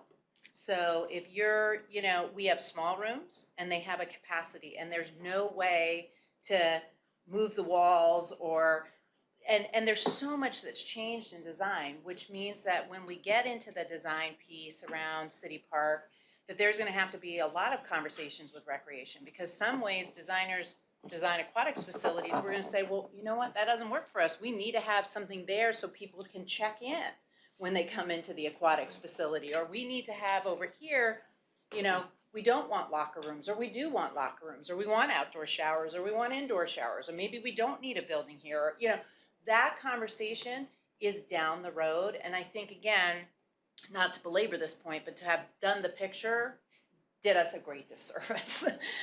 And again, lesson learned, you could be a professional for a long time and still learn. But I think the point is that we want to make sure that everything we do is integrated with all divisions of our staff. So we want to make sure that when we get to a design stage at City Park, that we're designing flexible spaces, and it's just like the amenities that we're putting outdoor in the parks. Right now, it may be to accommodate 125 line dancers, but in the afternoon, it may be for a very small, intimate setting for teens to talk about difficult stress issues and, have a facilitated conversation. You may have a bereavement group, and how do you break down that 100-space room into 4 separate little quadrants of 25, or whatever that looks like. And this would be the first time the city would ever design anything that would allow us to do that. You've got recreation professionals who've got the capacity and the ideas to do all this stuff, and they don't have the facilities that allow them to execute on that. And we have, a senior nutrition program that's coming in, and they have worked very hard with the county to get that program in, and a city of this size should have a congregate meal program. But once you put a congregate meal program in that one-room firehouse, what are you gonna do with all the rest of the things that go on in that one-room firehouse? We've got to figure out how to have programming and infrastructure that support a community of this size. Frankly, we have programming and infrastructure that supports a community of 50,000. We're still programming as if we have 50,000, 60,000 residents. If you look at other cities of our size, the diversity of programming they have and the capacities they have with infrastructure to accommodate that programming is really different. So, that was it. Well, thank you, Dr. Turner. Anything else, Mr. Lass? Oh. Well, for me, I heard several different adjectives about the presentation. It was a great presentation, Mr. Lass. And I heard being observant, community involvement, community engagement, listening to the community, listening to each other as a family, and then integration.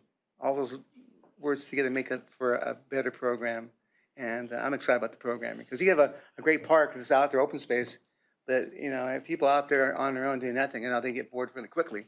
By programming, through programming, you can make it more viable, much more sustainable too, so it's exciting.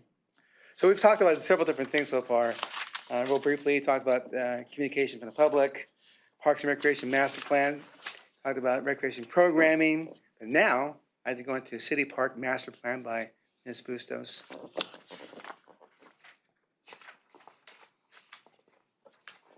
Okay. So, City Park Master Plan update. Thank you, Jason, for a well explained program that you do on the rec side, so I appreciate that. So here we go. Today's ask that the Park and Recreation Commission discuss the updates on the City Park Master Plan and its integration with all 3 master plans. So City Park, the diamond in the rough, as we like to call our city park here. With City Park, I will like to start off by just sharing that, you know, we've seen so many great marketing pieces, such as Moses' video that tells the story about City Park.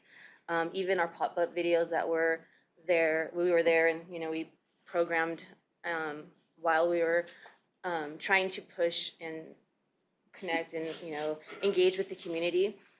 The pop-up event, I think, represented how we want to see ourselves as a community, but more importantly, there was a moment when, you know, you step back, and this is all what, from my visual point, you had a nice contained area at a park, but then you look to like the left and you see the unsheltered people, you know, hanging out and doing their thing, living. That's where they've been.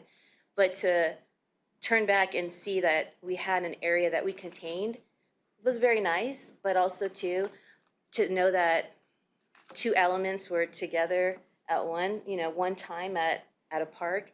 It said a lot to me, and I think overall, with the outreach and the engagement piece, I think more than anything, with our master plan process that we've had and collected the data, a lot of the residents, and this is all over, especially with let me make sure I'm clear, not the surveying that Justin did for City Park alone, but this is for the Park and Recreation master planning process. There was a lot of my favorite parks, what my favorite parks were, what they loved about it, and the other piece was City Park. City Park came up so much about, from the community, what they felt and how they wanted to improve it, and, you know, so it was always what they loved about their park and then City Park. If it was their park or if it wasn't their park, it was discussed. So moving forward, and when we started really intentionally connecting with the residents, door knocking, and really sending out intentional programming to hear residents that live in this area to say, you know, we had City Park. I've lived here, you know, for 30 years, and now I can't enjoy what this park is in my front yard. Or my child can't, you know, play at this park. I mean, I'll go to another park and I'll do other, you know, activities, but City Park alone, in their front yard or backyard, they didn't have that luxury or that privilege to go out to the park. So that really stood out, I think, as I was journeying through this process, but I heard it and I understood it. So I just wanted to stress that as we moved forward with the planning of like the intentional programming and the intentional marketing when we were thinking about City Park. I will say too, is that as you have all the marketing material in front of you, we initially, ultimately, when we started developing our outreaching and our marketing campaign, we wanted to make sure that we touched as many people as we can, and all of our marketing was in English and Spanish. And we specifically, when we went out to City Park, we wanted to make sure that we captured the audience with the door hangers. So you have all that marketing material in front of you too as well. So it was very, very much intentional and very much looked at so that we can reach as many people as well. So here is where I would like to say where it wanted, like where we were going as a city and where we were trying to do. We were trying to bringing families back to City Park, which was a city park reutilization plan in 2019. And I remember when I started on parks, and it was one of the things that was listed right up or placed at my desk. And I looked through it, and I was trying to figure out, like, okay, so this started or what happened, you know, so doing the research and understanding that, I guess this is where it all began for the community to understand that we promised a lot, but we underserved. And I think that when I looked at this plan and I was trying to understand, like, how, you know, how we did not move forward with it, I guess, and where this plan still sat, I guess it sat on the shelf. And it just, you know, the recession hit and it kind of just set the tone for the community. I think it was a really big understanding that the city we promised, we overpromised, but we underserved. And so when we look at things such as this plan and what we're doing with our main master plan, we want to make sure that things that we're doing can be, you know, we can, if we promise it or if we say we're going to do it, that we can actually do it. So I think a lot of it too for me is looking at it as, you know, it's a great example of what we want to do differently, what we want to do as a city, and when we start looking at different things as such as master planning. The famous slide. So City Park, again, it is a design massing. It's not an actual plan in itself. We still are going to follow, and it falls under the Park and Recreation Master Plan. So all of the programming, the practices, the standards will still be set by the main Park and Recreation Master Plan. So again, this process of master planning was really to build the relationships with the community, have them start to trust us, have them start to believe that we can, you know, do things that are greater scale, such as City Park, and that they have a voice. I think the biggest thing, again, that came out of the City Park master planning was they didn't feel heard for a very long time, that they didn't have a sense of a place.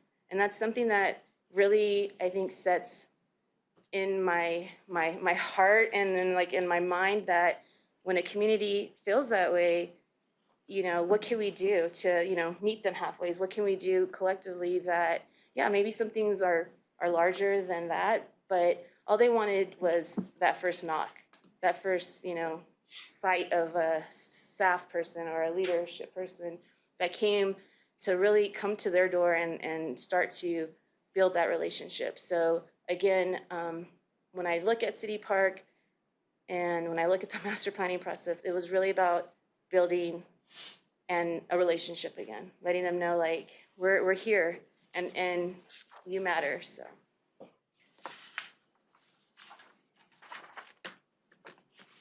Okay, so the integration of the City Park Master Plan, community engagement, biggest thing that was leading us was engaging with the community, really allowing them to know that they're a part of our larger community.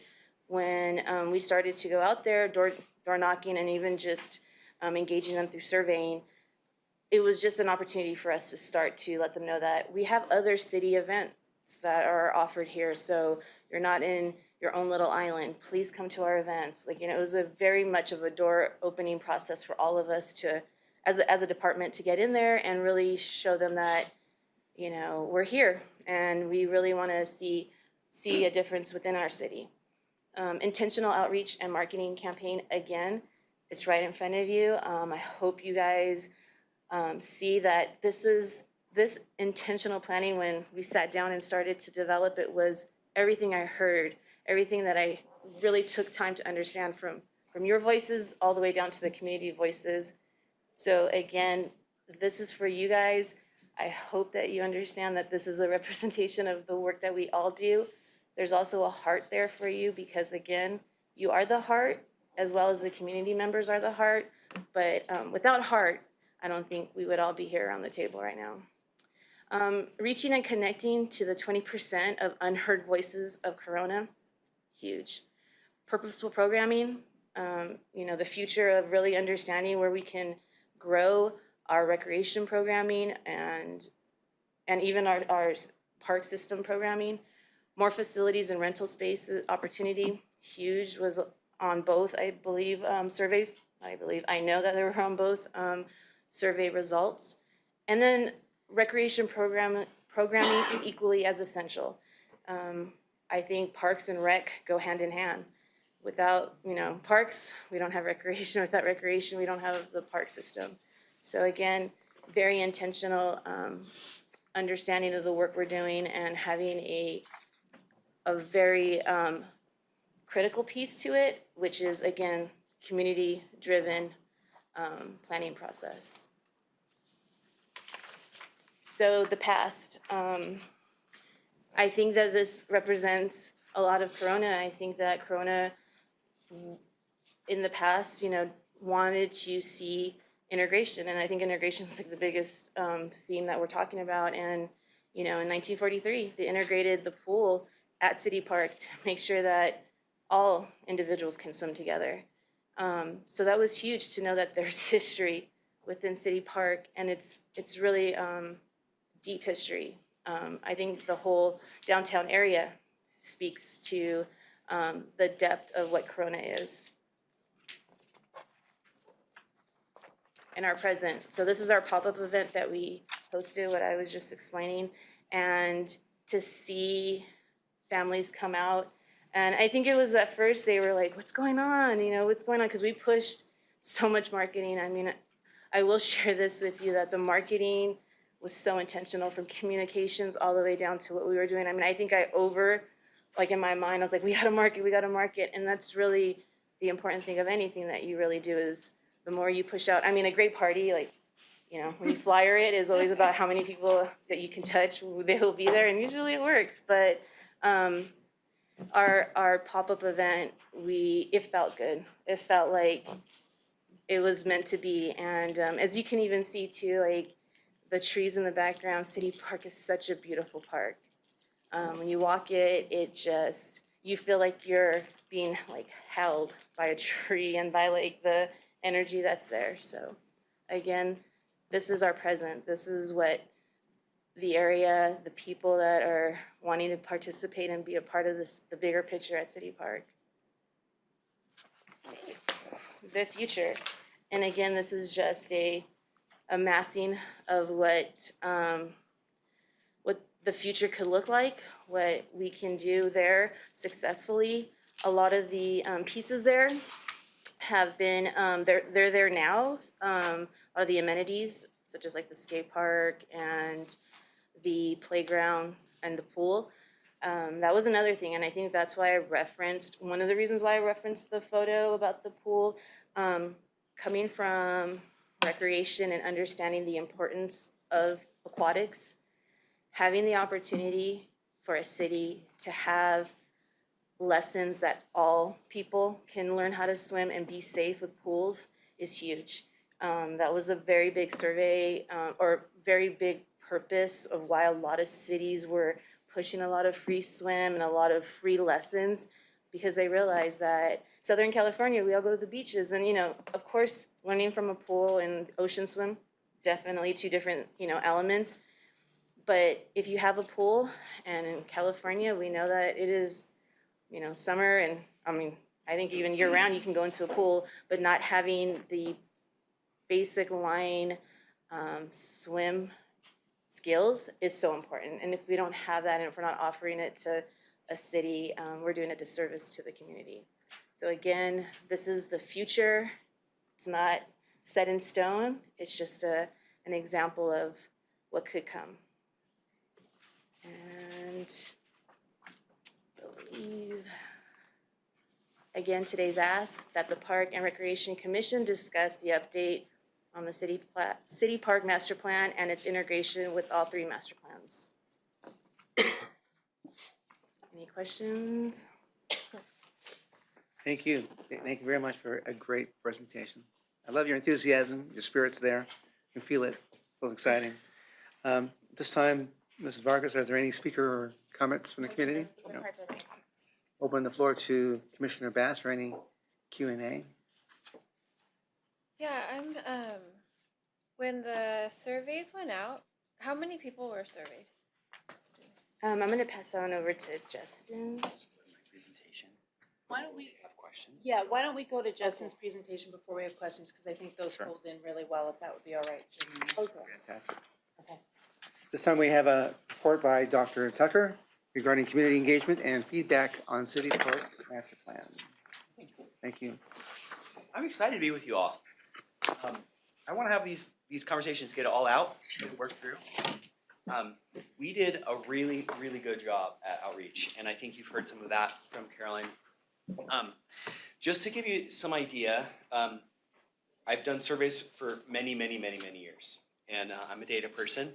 And when we start building a master plan, you have to understand that that you have to combine community preferences with what our needs are, which is what we were talking about, and then you have to add expertise. And I'm really glad to have RJM with us to sort of guide some of that, to give us the state of what current parks are being designed like, what this industry standards are. And I just wanted to comment, there's this adage from that's attributed to Henry Ford that he said, if I would have asked people what they wanted, they would have given me faster horses. And communities, if we ask them, sometimes they don't always know what they need. So that's why we got to pull all of this together. But it's really, really crucial, having been on the outside of the city for a long time, that we build bridges with the community so they can feel like they're heard, and we can actually take that and incorporate it in what we're doing. And as you've heard before, some of the needs that we have are purpose-built spaces that are flexible to accommodate our current programming needs, but also into the future.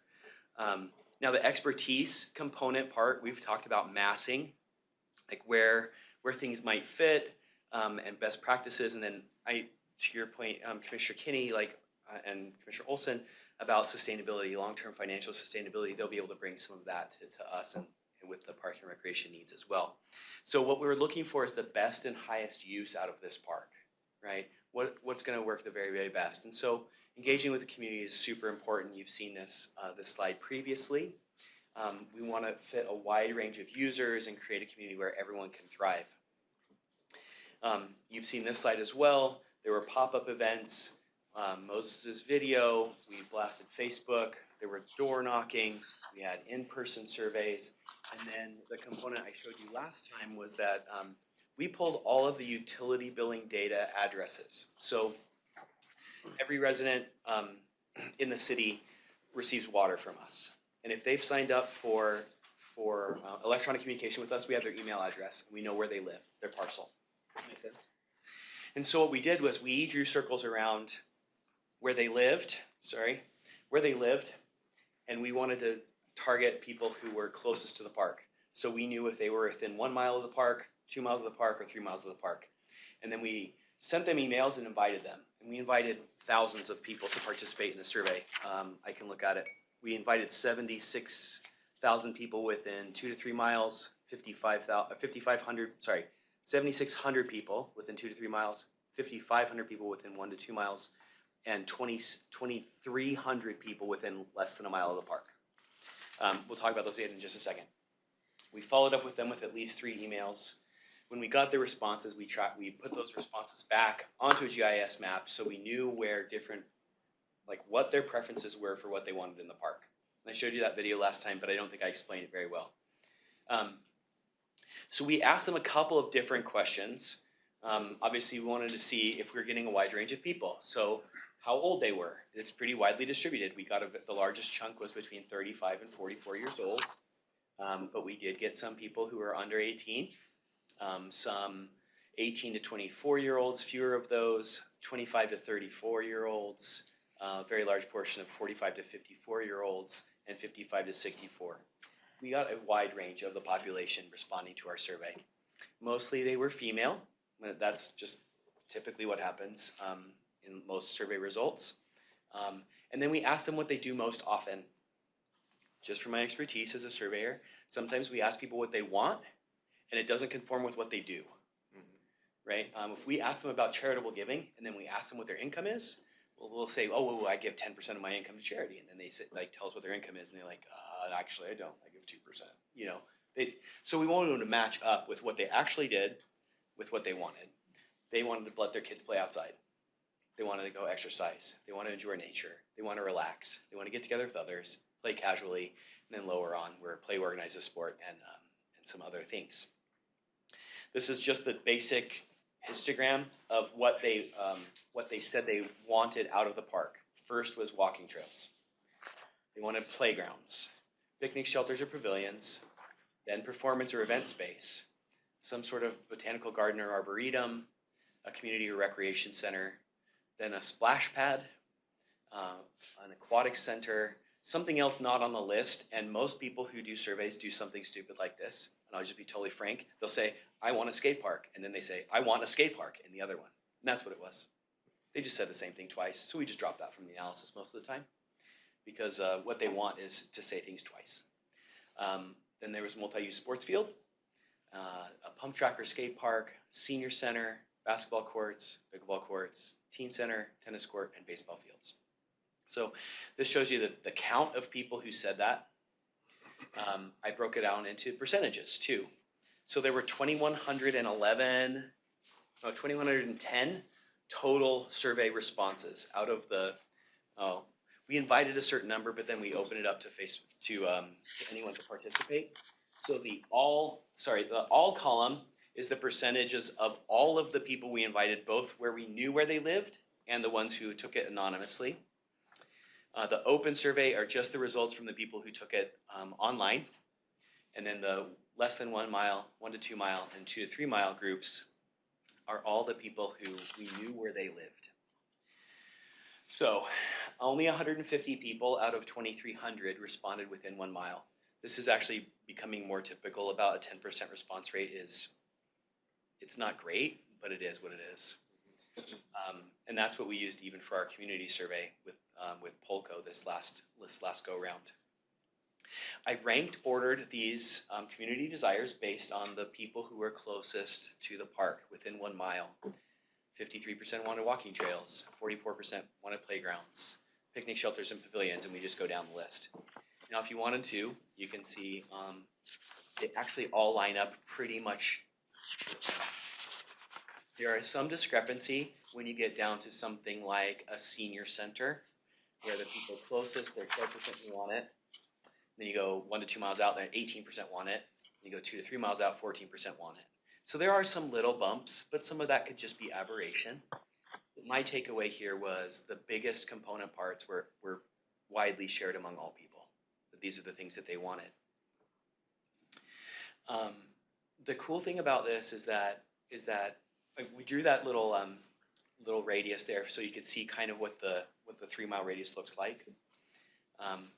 What I like about what we've done is we've really tried to listen and really tried to get it right. Now, you cannot put all of this on one site. The site is very large, right? But how you try to figure out what works best based on our needs and our expertise and what people want is the massing plan that you've seen. And I have a slide here on yours that is the conceptual diagram, but we can go back to Caroline's. I'm happy to answer questions about this. I wanted to know what we got right and what did we miss? And that's kind of my big question for you all today. Did we miss something in our community outreach? Did we miss something in the way that we talk to people? Do you want to know like what I think about these things? Or do we want to talk about the other things that Caroline has brought up with the massing plan? And so I think at that point, I'm pretty much to where we want to be. Yeah? Okay. So I think now we could just ask for speaker cards, et cetera, and then we'll open up the questions with the commissioners. Speaker cards, comment cards? Nothing. Okay, at that point in time, let's go back in 5 minutes to Commissioner Bass. Any? Does the conceptual site plan have walking trails? So is this? It does. Yeah, so in the center around the conceptual site plan, I don't know if Caleb Oh, or I did see it on the other side. can you pull up the conceptual site plan? We might switch between those two, so if you just have them both ready, I'd appreciate that. Thank you. The conceptual site plan has a 1/4 mile walking track around the center of the community campus, but also there's a promenade and there are a whole bunch of other trails that connect the aquatic center to the community buildings, around the gardens, through the plaza and around the playgrounds. When I talked about this before, I think everybody in the city loves going to Skyline. I think it's just a fantastic place. It was an amazing purchase. But my kids like to go to Lincoln Park. Lincoln Park is probably the more parallel park to this in terms of what kind of walking experience you're going to get. Right? We want it to be nature filled, so at least conceptually, when RJM started, they looked at where all the trees were and they're all inventoried. And so we want to retain as many of those as possible to keep that nature there. But at Lincoln Park, you have activities that are sort of built in around that walking circuit. And this is more like the experience I think people will get at City Park, especially as it gets to, early afternoon or early morning. An active space with walking trails where there are other activities will be, I think, a safer bet in this location. Thank you. So I was wondering, when the surveys happened, was the question specifically about City Park, or was that an option that they could It was give feedback on? It was just City Park, this one. There was a survey that was done for the Parks and Recreation Master Plan that had a City Park question, but this one was solely focused on City Park. And why do we know why the residents, I mean, I know there's like an obvious answer, like it's in their community, like why do they care about this? Because you said it came up quite a bit. So I'm just wondering the thought process behind the residents there. I think that comes from the fact that what we were talking about with Commissioner Kinney early on when we were talking about the Parks and Recreation Master Plan. City Park's our oldest park. For residents who've been here multi-generational, like Mr. Cortez and his family, City Park represents sort of the evolution of Corona. It was the first park here. There's a deep history in it. I think everyone feels a bit of ownership. If you lived here before sort of 1995, you probably had some activity, either sports or swimming, that you did at City Park. Either you did or your family did. So I think many, many residents have that sense of connection to City Park because it was our only aquatics facility in the city, run by the city.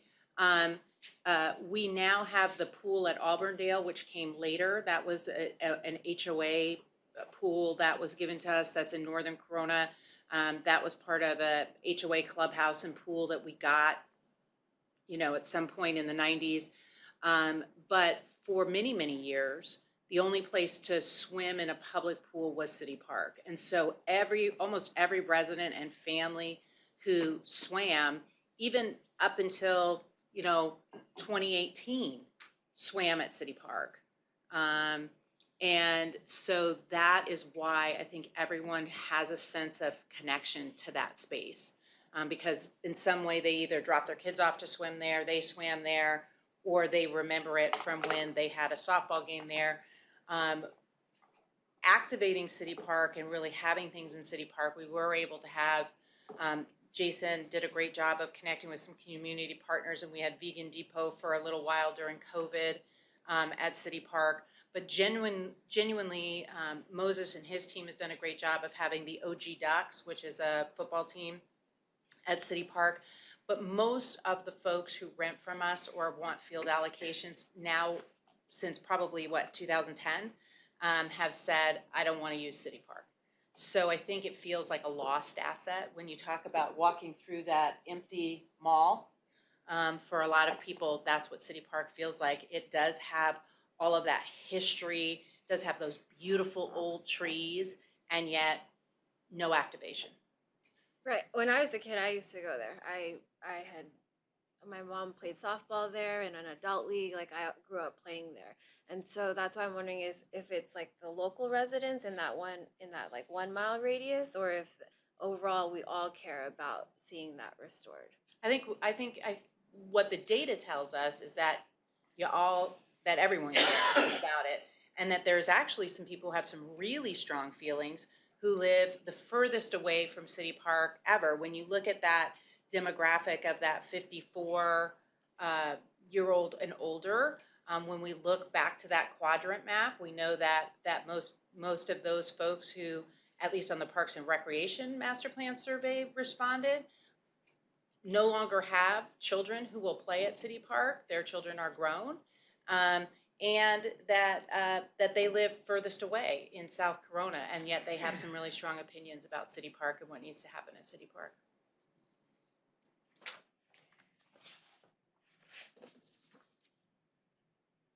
That's all my questions. Commissioner Wentworth?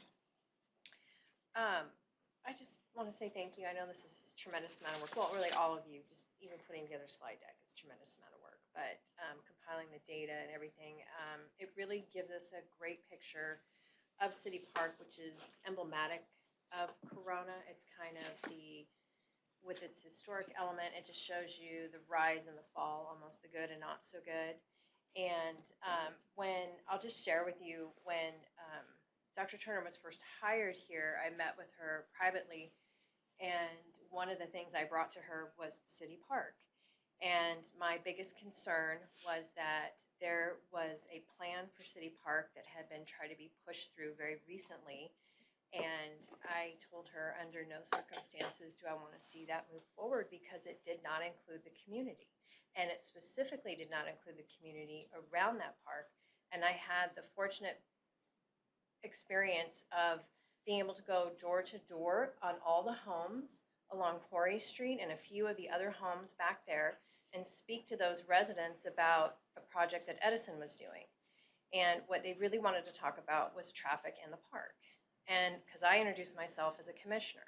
So I got a totally different viewpoint on that park. And now prior to that, like before I did that, that park plan thing was trying to go through, and I will be very honest, I stepped right in it and was a very hard no.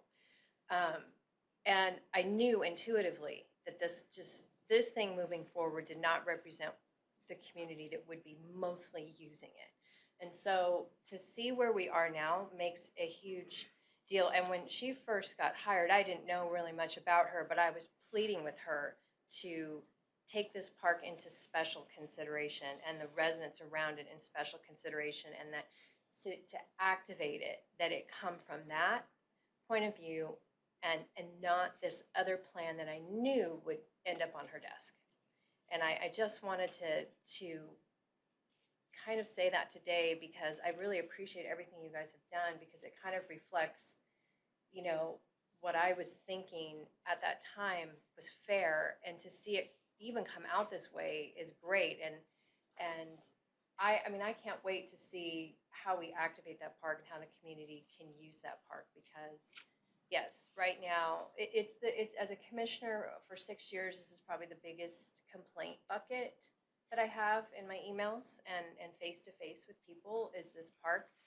And it's very hard to say, oh, I know what we should do. And it's a huge project. So to see a plan come forward that really is comprehensive is just an amazing, amazing thing. So I just want to take a minute to thank you guys, and particularly to Justin, to organizing the data.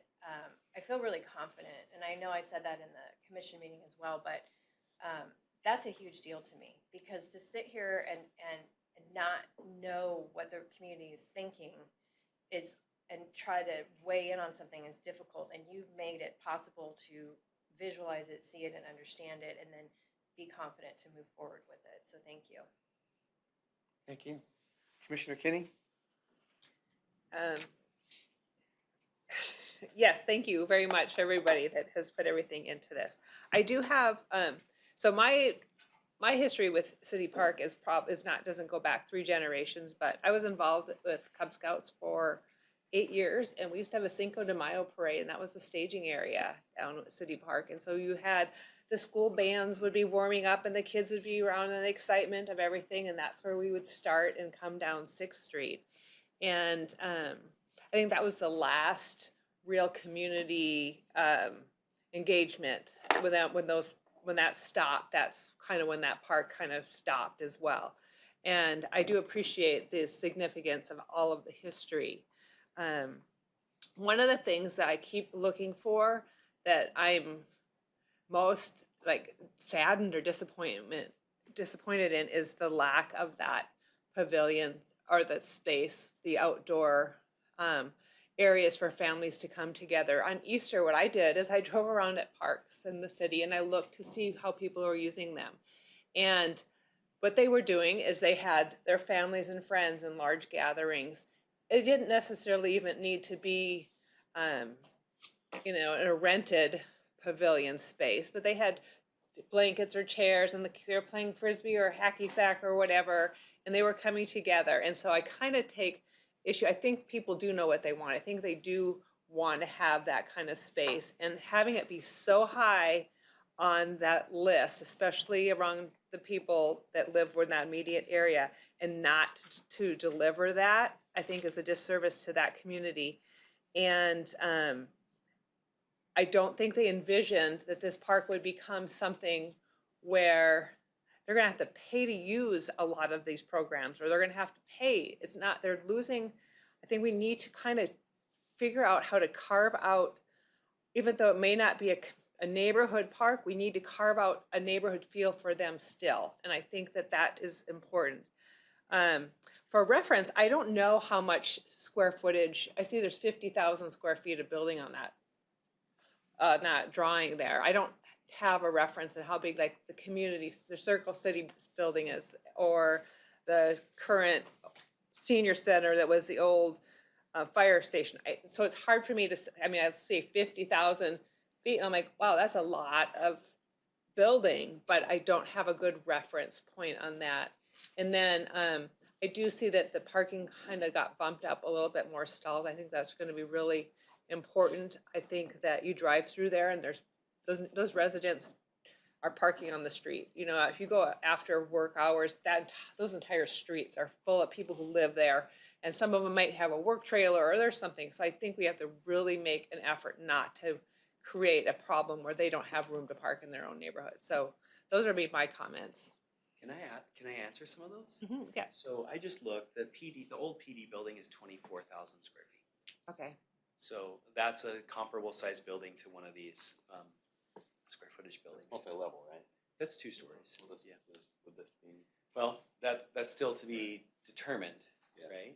The 50,000 We're not in design, but Is these it are just 50,000 sort of square general foot footprint, sense. or is it 50,000 square feet of usable space? Right. Yeah. I think ideally we would want, at least in the community buildings, we would want that to be usable space.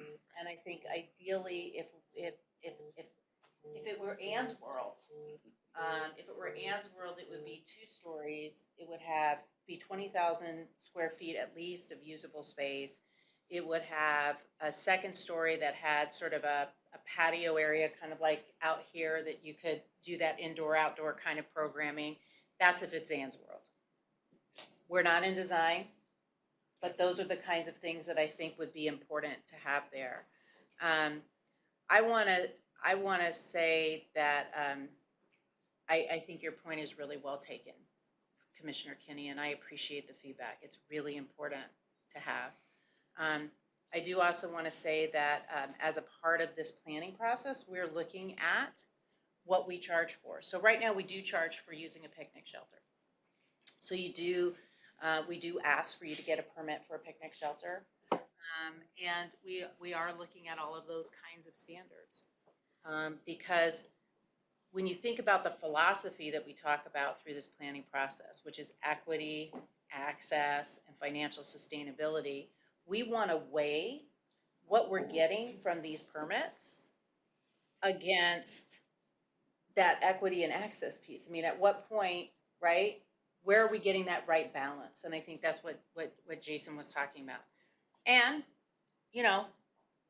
ultimately, again, not Ann's World, unfortunately, that's a policy decision for the city council. But we are going to be bringing them options, just so that you know, for them to think about around fees and kind of where they want to do that. But the key for us, from a sort of heart vision place, is to lower barriers, not to create barriers, and definitely not to create privilege so that only the people who can use the park are people who can afford to pay for it. I think that's important, and I'm glad that that's something that is part of the discussion. Absolutely, that's our commitment, but Justin, please go ahead and answer. Oh, I was just gonna say, a lot of the community buildings that I've been in, I've done focus groups throughout Orange County with older adults. A lot of those community buildings can have spaces for older adults and teens. And they mix and mingle, and they're not like completely programmed. There's open space, like 80% of the building is open space, and then they have smaller rooms, right? All that stuff is possible. But being able to intentionally design a building where you can bring those people together. And I agree, I think it's really frustrating to go to a building and you have to pay for everything. This isn't like a sports club, right? It's to build community. So I really take that to heart. I wrote that down. I also think that we will have places for them to picnic. I can't imagine building so that playground at 12,500 square feet would be huge. It'd be, it would be huge. And a splash pad that's 10,000 square feet would be gigantic. And these places will be places where people gather. I can't imagine in design there wouldn't be places where there would be picnic tables or benches or opportunities to congregate that would be free and open or I don't know, free price-wise, but that's a policy decision, right? But this should be a space where it should be active, right? Just speaking off the cuff a little bit, I anticipate that you could have put the skate park back towards Quarry Street or something like that. But that would probably it would be hidden, it's downhill, right? And that would put a little bit of a burden on those neighbors. But if you bring it towards 6th Street, that'll be active. It'll be active and people can see it and the police can drive by it and look into it. There's a plaza there plazas are places for people to sit and to hang out and talk. And if there's activity at this community building over here and this community building over here, we're gonna have activity across that whole space. If people are walking, on the lower right-hand quadrant, we probably have people who are skating. And there are people in the community building on the upper right-hand side and the community building on the left-hand side. That's all active. And then over on the west side, we have a splash pad, a pool, a playground. That's also active, but with different kind of activities. And then that circuit that goes around the community canvas would be people walking strollers and people, hiking. And onside the community canvas, it's not all programmed either. It's a field where people can come and play frisbee and do other activities. And so the idea here, at least in the massing, is that these would be open access spaces and that they would be places where people could come and hang out and do things. And like programming on the community canvas would be like programming out here on the South Lawn, right? It would be an event that would be big, or there might be a big football game, or there might be a thing, but most of the time that canvas gets massaged in different ways to do different things, and most of the time it's just kind of free open space for people. Bring it easy up. Yeah. Slap out a picnic blanket. And I think this is what goes back and why we wanted so much for Jason to present today, so that that we have experts in-house that know how to activate this whole space. They're not just looking at activating building 1 and building 2 or whatever that is. They're thinking of this whole space.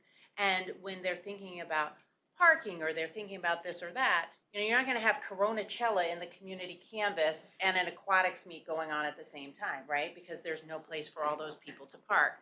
You have experts here who are intentionally creating harmony in that space.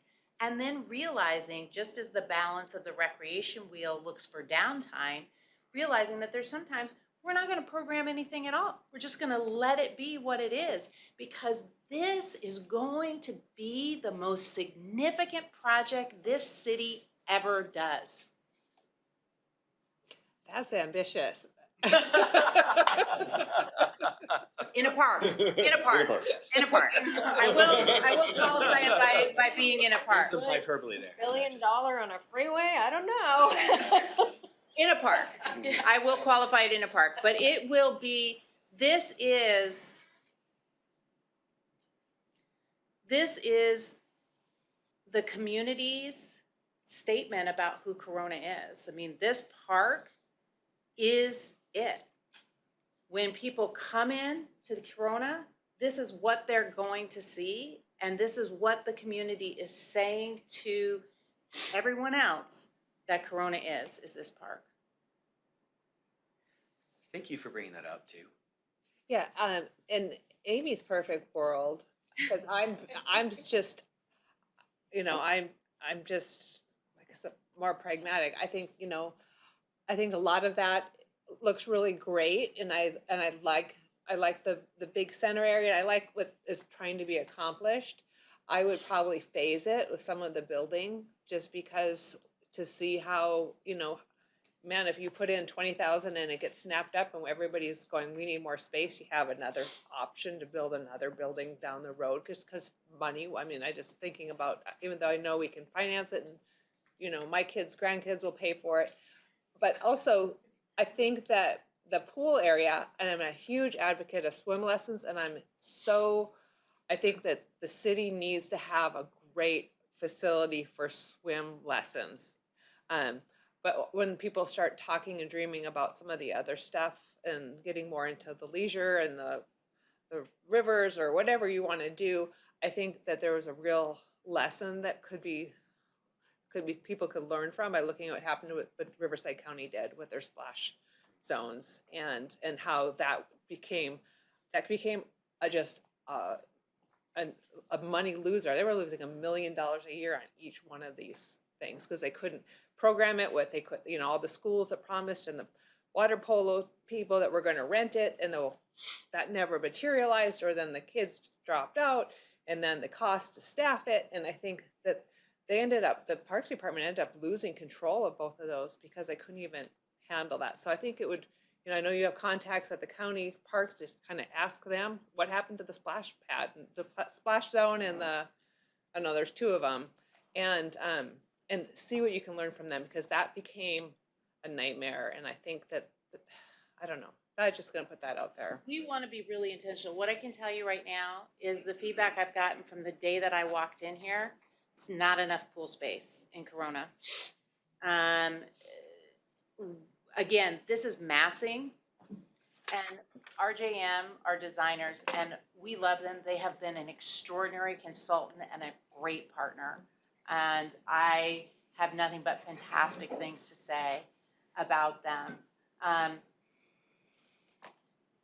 This piece is what we're suggesting. You could have all of these things, meandering rivers, wading pools, you know, Tidal waves. whatever that looks like. That's all possible. But again, I really want to be clear with the commission. We are not in design. What we heard from the community is they wanted an aquatics facility. We say, it could be this, it could be that, it could be this. But until we're sitting down with designers, we're not doing anything. We're giving you an estimate of what this might cost today. Not in 3 years when we build it, or if we go phased in 5 years or 10, you know, whatever that looks like. We're just giving, this is all guess right now. I mean, I hate to say it any other way, but this is all guess. This is like, we're taking all of these ideas and we're kind of throwing them up on the screen and saying, this is what it could be, kind of, if we're answering all of those needs. And then we say, if you want to move forward, then we get the RFP out for design. Then we come back multiple times and say, okay, now that we've designed it, we know that USBs are not going to work, you know, or we know that we have to have a way to have a functional entrance into the aquatics facility so we can, you know, mark how many people are actually walking in there. So when we close it, we know that many people came out, and, you know, we're going to have to work really hand in hand with recreation when we get to design. This is so broad. Will the splash pad of 10,000 square feet actually be a 10,000 square foot splash pad? No, it will be probably, when we get to design, something much smaller that has an area of 10,000 square feet. That's probably going to be true for quite a bit of this, as Justin said. So we had to spitball, right? Sure. And we had to at least find out if we were going to get from the council, no. Because if we were going to get a hard no on this one, okay, well, here's the plan, but you know, I mean, we would have to have done some fancy dancing between February when we talk to them and June when we deliver. And I understand that. I just feel like this is our chance to kind of say what we are Absolutely. thinking. And that's why we're having this meeting. Absolutely, that is, and your contribution and is incredible for us. I mean, that's a really good piece of feedback for us. I think we all have it in our mind and we all philosophically are there, but I think it's a really good piece to make sure that we're explicit. Because it's important. Thank you. Vice Chair Wilson? Thank you. Thanks for taking the risk on showing us a picture. This is cool. So back to the data part, and this is the part that I was going to ask about the Ms. Bustos' presentation is what is the survey data? And thank you, Mr. Tucker, for sharing that with us. And again, I deal with data all day long like this, and the data is just the data, right? What is the story behind the data? What is the why? And there's a couple things that stood out in this data, you know, as we start moving farther away from the site. Like aquatic centers, 20% flat across the board. That's interesting. Teen center and baseball fields, they go down in interest as we get farther away. Pickleball courts grows in interest as we get farther away. Why is that, right? And, you know, kind of, again, referencing my day job, we analyze how real estate and meeting rooms are being used throughout the day. You know, we noticed that one meeting room with the exact same AV, same exact furniture, same exact capacity, same exact everything, you know, in terms of bill of materials is identical. One of them doesn't get booked until after 11:30 a.m. The other one, you can't get it. It's not available before 11:30 a.m. So we can just take that at face value, but then we can ask why. Well, it turns out one of them is east facing and has no shades, right? So very uncomfortable to use in the morning. So what is your take on why these specific interests change over distance? Can you flip that back for us? Thanks.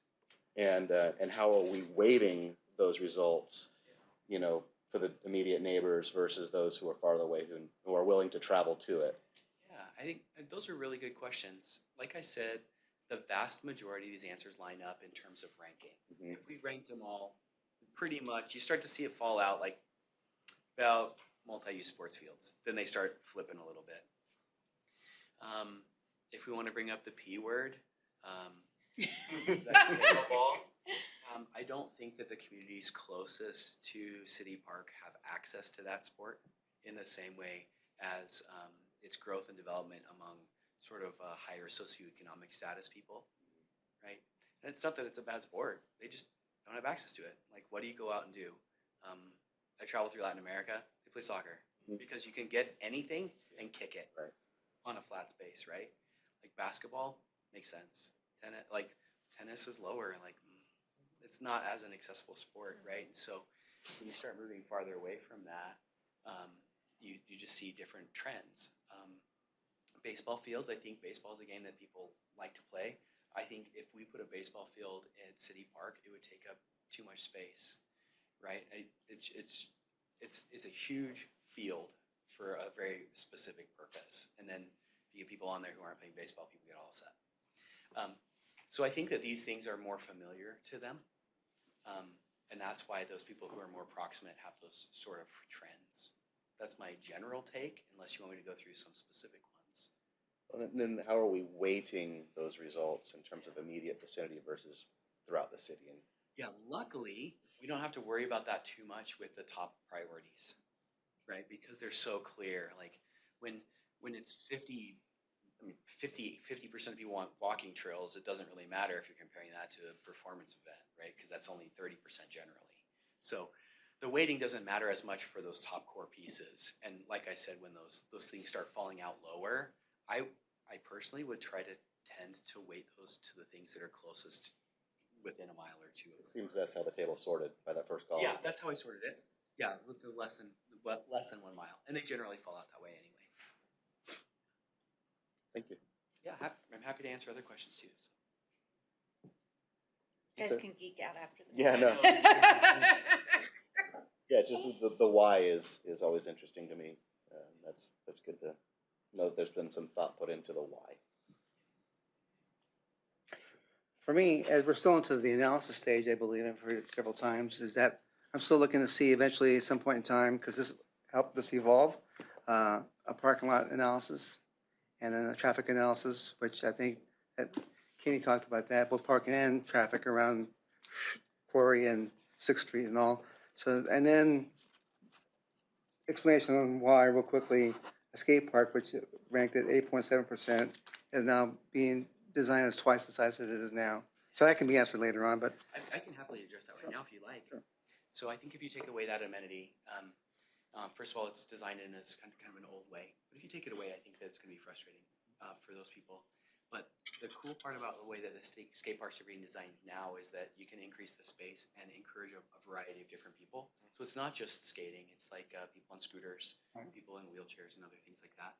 And at least with the RJM, the idea behind a skate plaza allows it to look better than a current skate park, and we would have fewer of the type of problems that we have at typical skate parks if we do it that way. But it's one of those things, like if we took away the aquatic center at City Park, that would kind of be like a no-no. I'm afraid that that's sort of similar with the skate approach. Is like we need to have a couple of those spaces, and honestly, I think it'll draw people. I think it'll draw families to come and do that. But that's just my personal take. okay, I appreciate that. It's a good answer. Thank you. With that, we're looking for time here. Unless I hear otherwise, at this time, we'll be taking a short break. For those of you joining us virtually, back at about 12 o'clock.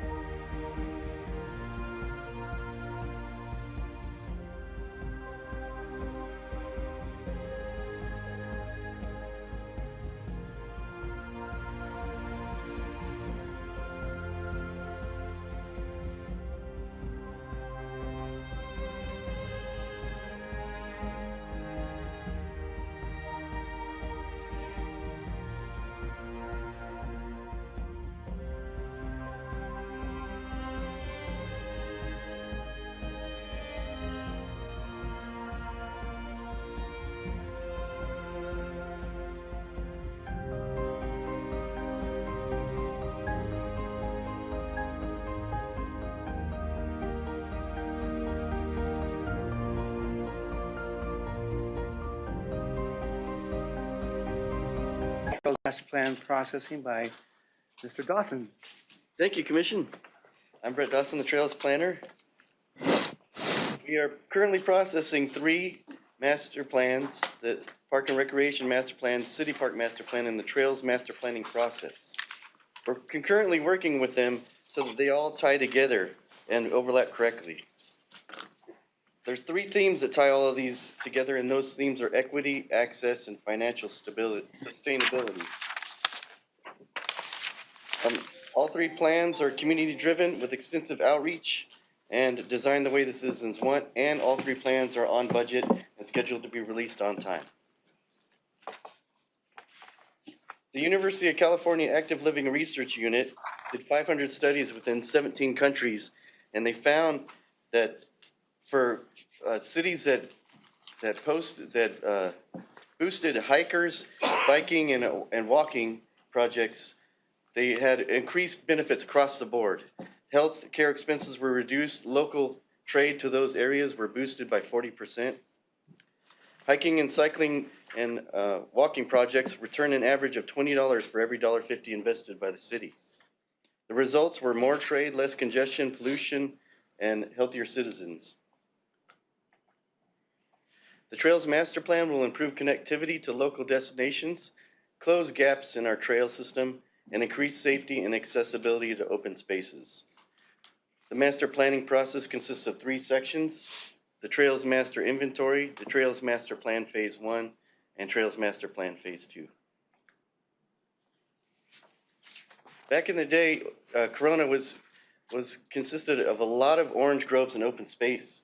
So if you wanted to get to the foothills, you could basically just go to the foothills. It was open everywhere. And then about the 90s to 2000, developers got their eye on Corona, and development expanded rapidly, and they increased the population as well. But one of the unintentional results was that it closed off a lot of our access to the foothills, and the trails that did provide access, like Skyline, were heavily used. And from what I hear, our Commissioner Kinney did a lot to protect our Skyline Trail. From what I hear. I tried my best.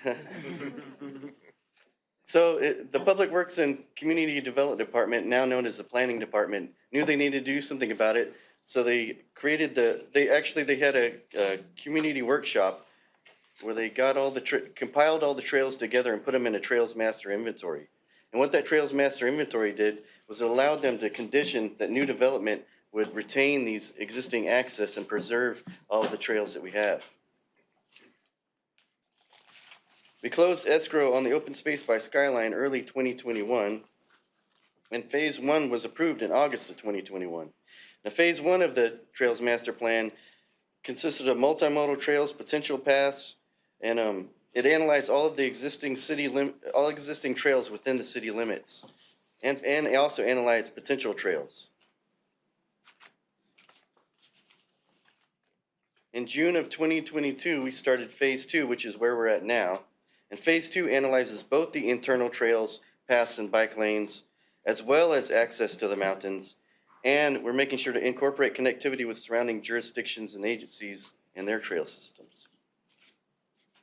Phase 2 is also evaluating and ranking internal trails to determine which ones should be built first. And it's scheduled to be completed in fall.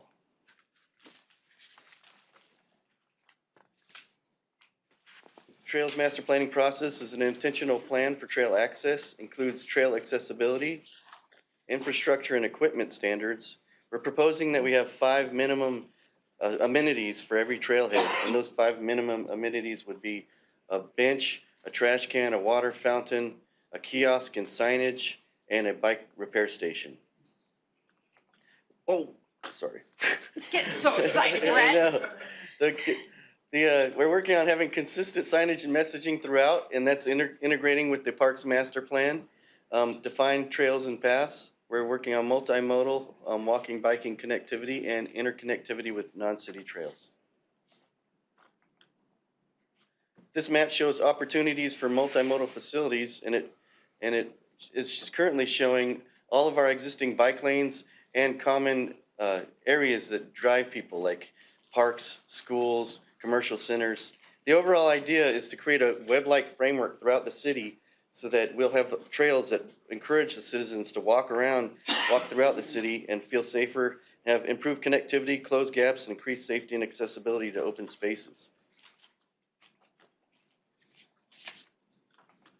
This map shows existing and proposed trail alignments. So it shows existing trail alignments like Butterfield Overland Trail, but it also shows proposed trails that we can utilize. And this would be open space or like flood control channels. For instance, these guys right here are flood control channels that if we were able to utilize their right of way, then we would have trails that would bisect the entire city. And this would help increase our density of the web-like framework of trails within the city. This is the first time the trails are funded, and we're proposing to be cutting new trails in addition to utilizing existing fire roads. It's been a community-driven process, inclusive and way the citizens want. We've conducted general outreach, 2 surveys, and continued trails working group coordination. The Trails Working Group consists of 15 to 30 people. It consists of hikers, mountain bikers, trail runners, concerned neighbors, and we've met 6 times. And the Trails Working Group serves as a focus group to help us make the best recommendations to the Park and Recreation Commission. We've had regular check-ins with our consultant, to the Committee of the Whole, and the City Council.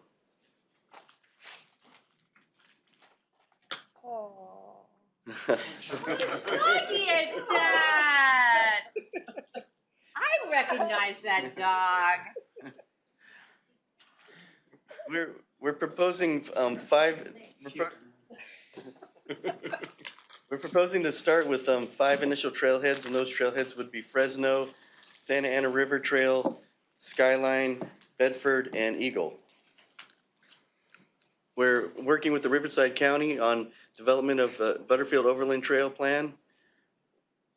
We are working with Riverside County on continued work on connecting Santa Ana River Trail, otherwise known as SART.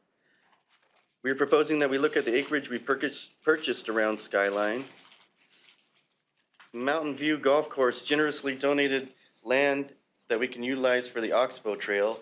The Public Works Department is currently working on a bicycle master plan, and we're working on proposing park-based loops and circuits.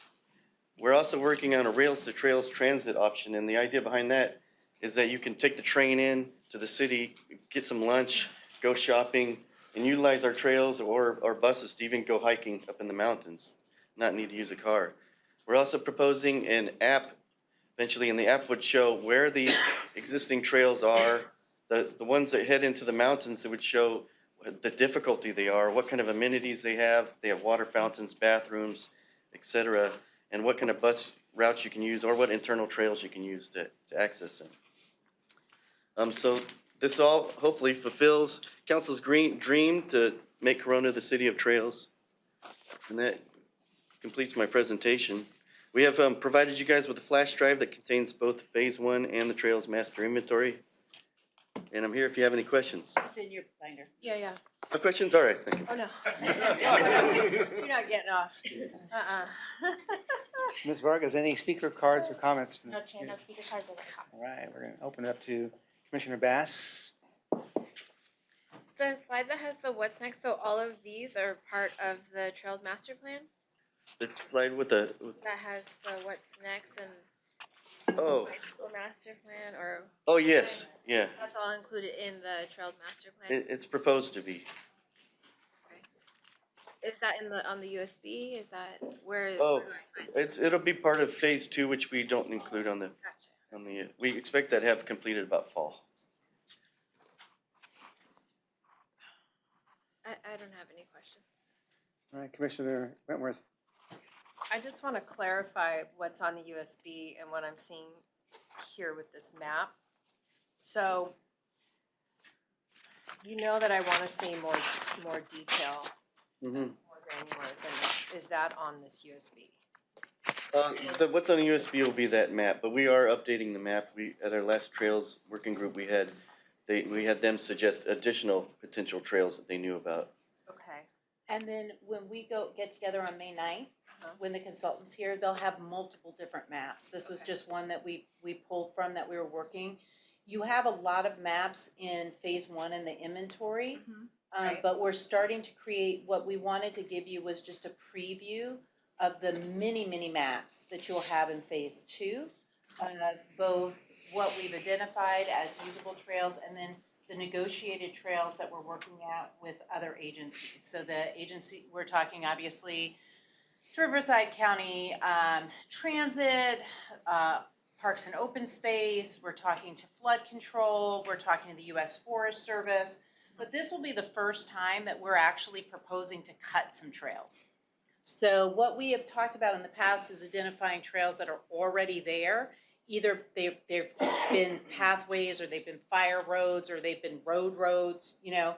We're actually going to be proposing in this phase two to actually cut some trails, some different trails for connectivity. Okay.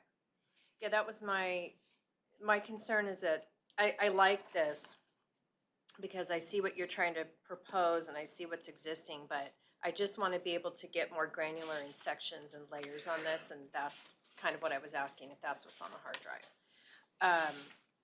Mostly because, you know, we look at, I think you've got Eagle Canyon in here on this one, right? Is that, that's that middle one, isn't it? That middle yellow? Yeah, Yeah.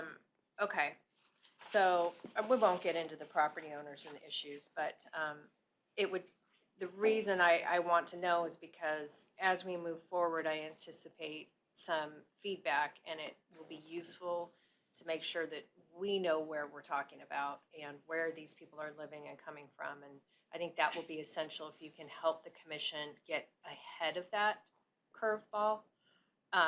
I don't particularly enjoy coming face to face with a resident that knows all the ins and outs of that yellow area, coming to me straight up, and then I don't have I've hiked it all, I've been back in all of it, and I know you can't get back in all of it, and I know why. But I really need to know where we're going with that, so I want to make sure that when the plans come forward, that we have access, that I know it's kind of a pain, but I think to help us be able to communicate with the public, we definitely have to have the resource that we can maybe flip back to say, okay, this is where this is where that is, in a real granular way. And I'm super excited about the connectivity with the particularly with the bike lanes in the city.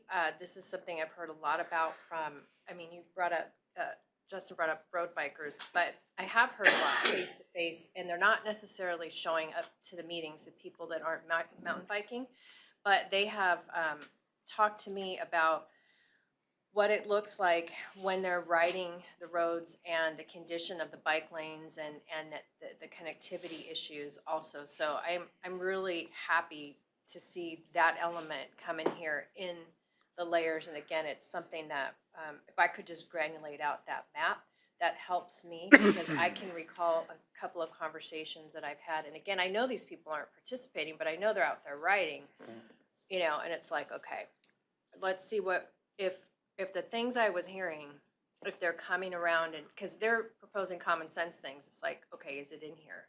I just want to be able to see that. Michelle, I'd also just say, Yeah.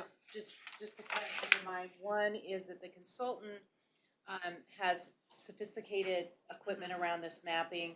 This has come out of that Trails Working Group. We've heard a lot from those folks, and they've actually done an incredible amount of doing videos, like actually riding with their. Yeah. We know that there are some private property issues, particularly that are going to inhibit the connectivity that we're looking for. And we've been working with Public Works on that. We've also been working to figure out if some of those private property issues are in fact private property issues or actually not private property issues. Right. So there is still lots going on.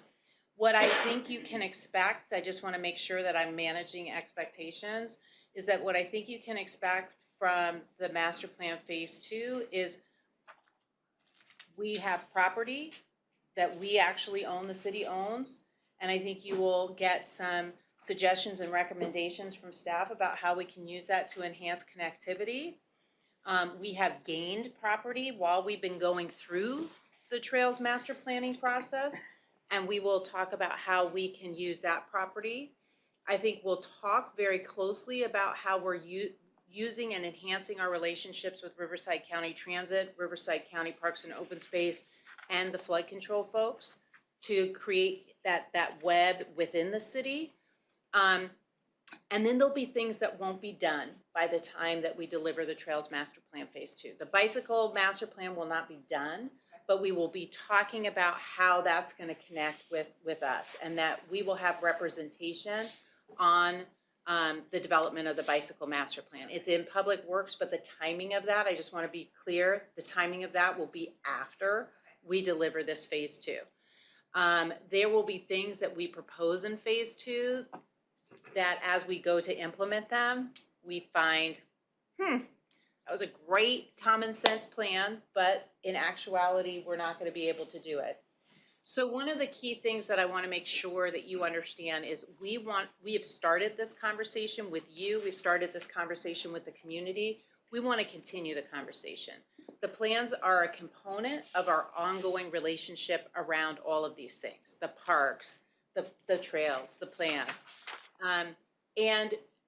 What does success look like for our team based on the direction that we've received from the city council in this second phase? What was missing from phase 1 was one, intentionally scoped trailheads and what we would recommend as the amenities that would go into intentional trailheads.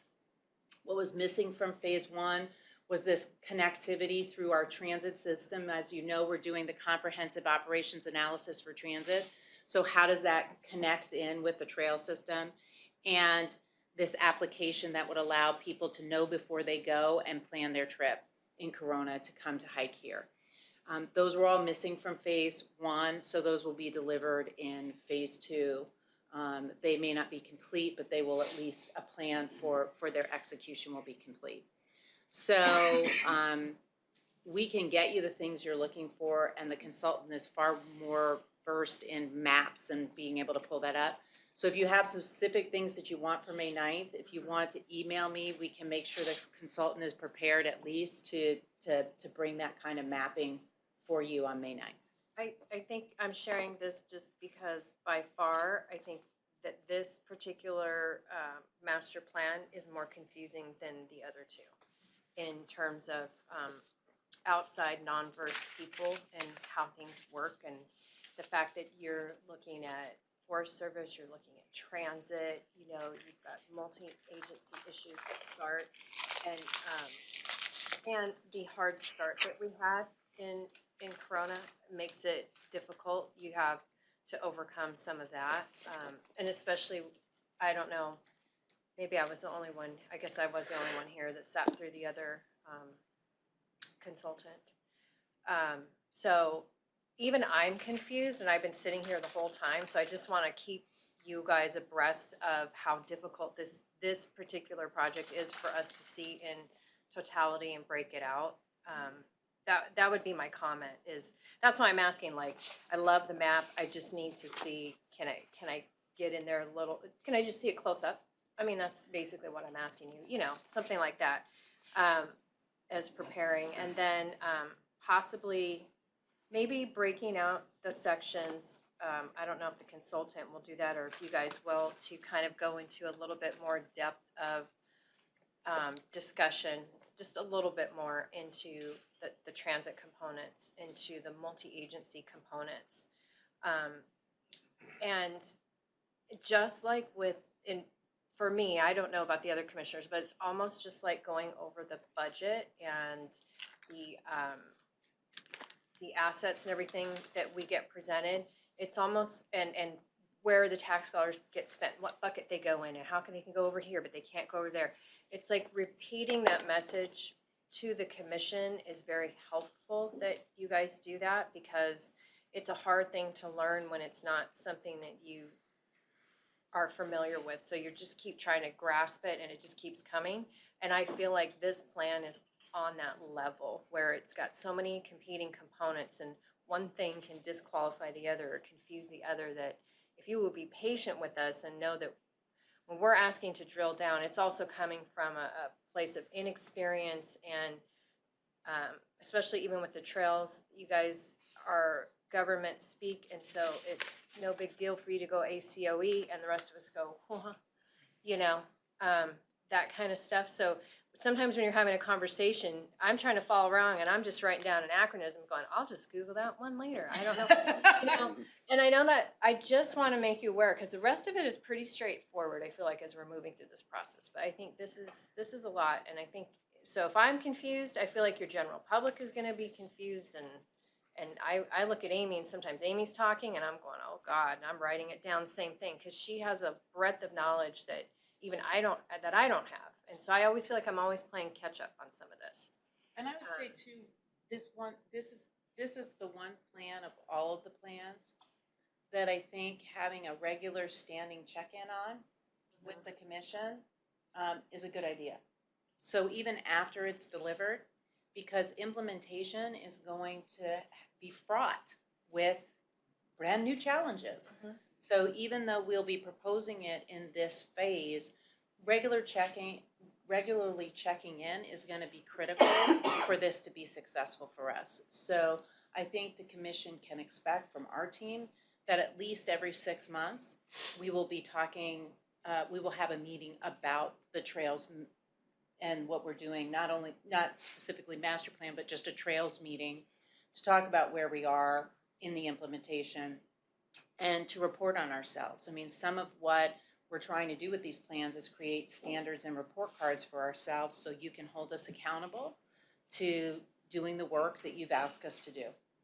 So I think for sure on the trails we can get that done. Thank you. I just wanted to share that concern and just kind of bring you guys to the speed that I'm at, which is really slow. I'm always like, if I can get crayons out and figure it out like a kindergarten and you teach me, then I can run with it. But we got to break it down to that simple level sometimes. And that's how I feel this plan is. And probably for Commissioner Bass, it probably seems extremely overwhelming. This is extremely short. And this is, Commissioner Bass, this has been a project that's going on and on and on. And the prior consultants and everything they did was just, I'll say the word maddening. Walking out of a consultant meeting, fuming at what we spent money on and where we ended up as a city. And then just the simple concept of rails to trails to see where we've come. This is a great improvement. So I just want to make sure that you're going to be here probably longer than I will, right? So bring you along, because I feel like if this is confusing to me, this has got to be very overwhelming for you and to help. So that would just be my 2 cents. Appreciate it. Commissioner Kenning. So I'm actually really happy with what I see. I think that this type of project, if you kind of imagine like all these layers you have to punch through to keep going through it to the end, this actually kind of punches through another layer, I think. And I think that's great. I do want to say a story for my fellow commissioners so they can kind of understand one experience. So we could talk about the Temecula Wine Country Trails Master Plan, and it was really exciting. And historically, there was a big, heavy equestrian use out there, and people had this massive network of trails. And then the winery started getting built, and some of those trails got cut off access. And so what the community did is they came together and they said, we want a trails master plan for our wine country. And they went out and they mapped all these trails. And there was easement issues and there were some private property concerns. And they kept pushing it. No, we've ridden here for 15 years. These are our trails.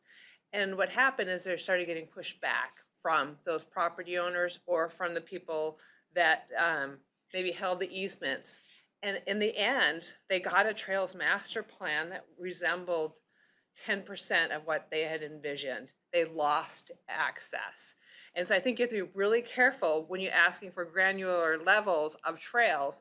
We actually need to be a little bit more fluid and flexible at this stage, because we don't want to say, you know, there's a Butterfield Trail that actually goes through an HOA right by the fire station at Cahelco, goes down that, there's a drainage, a water flood control channel, and there's a HOA maintained slope, and that trail goes right through there.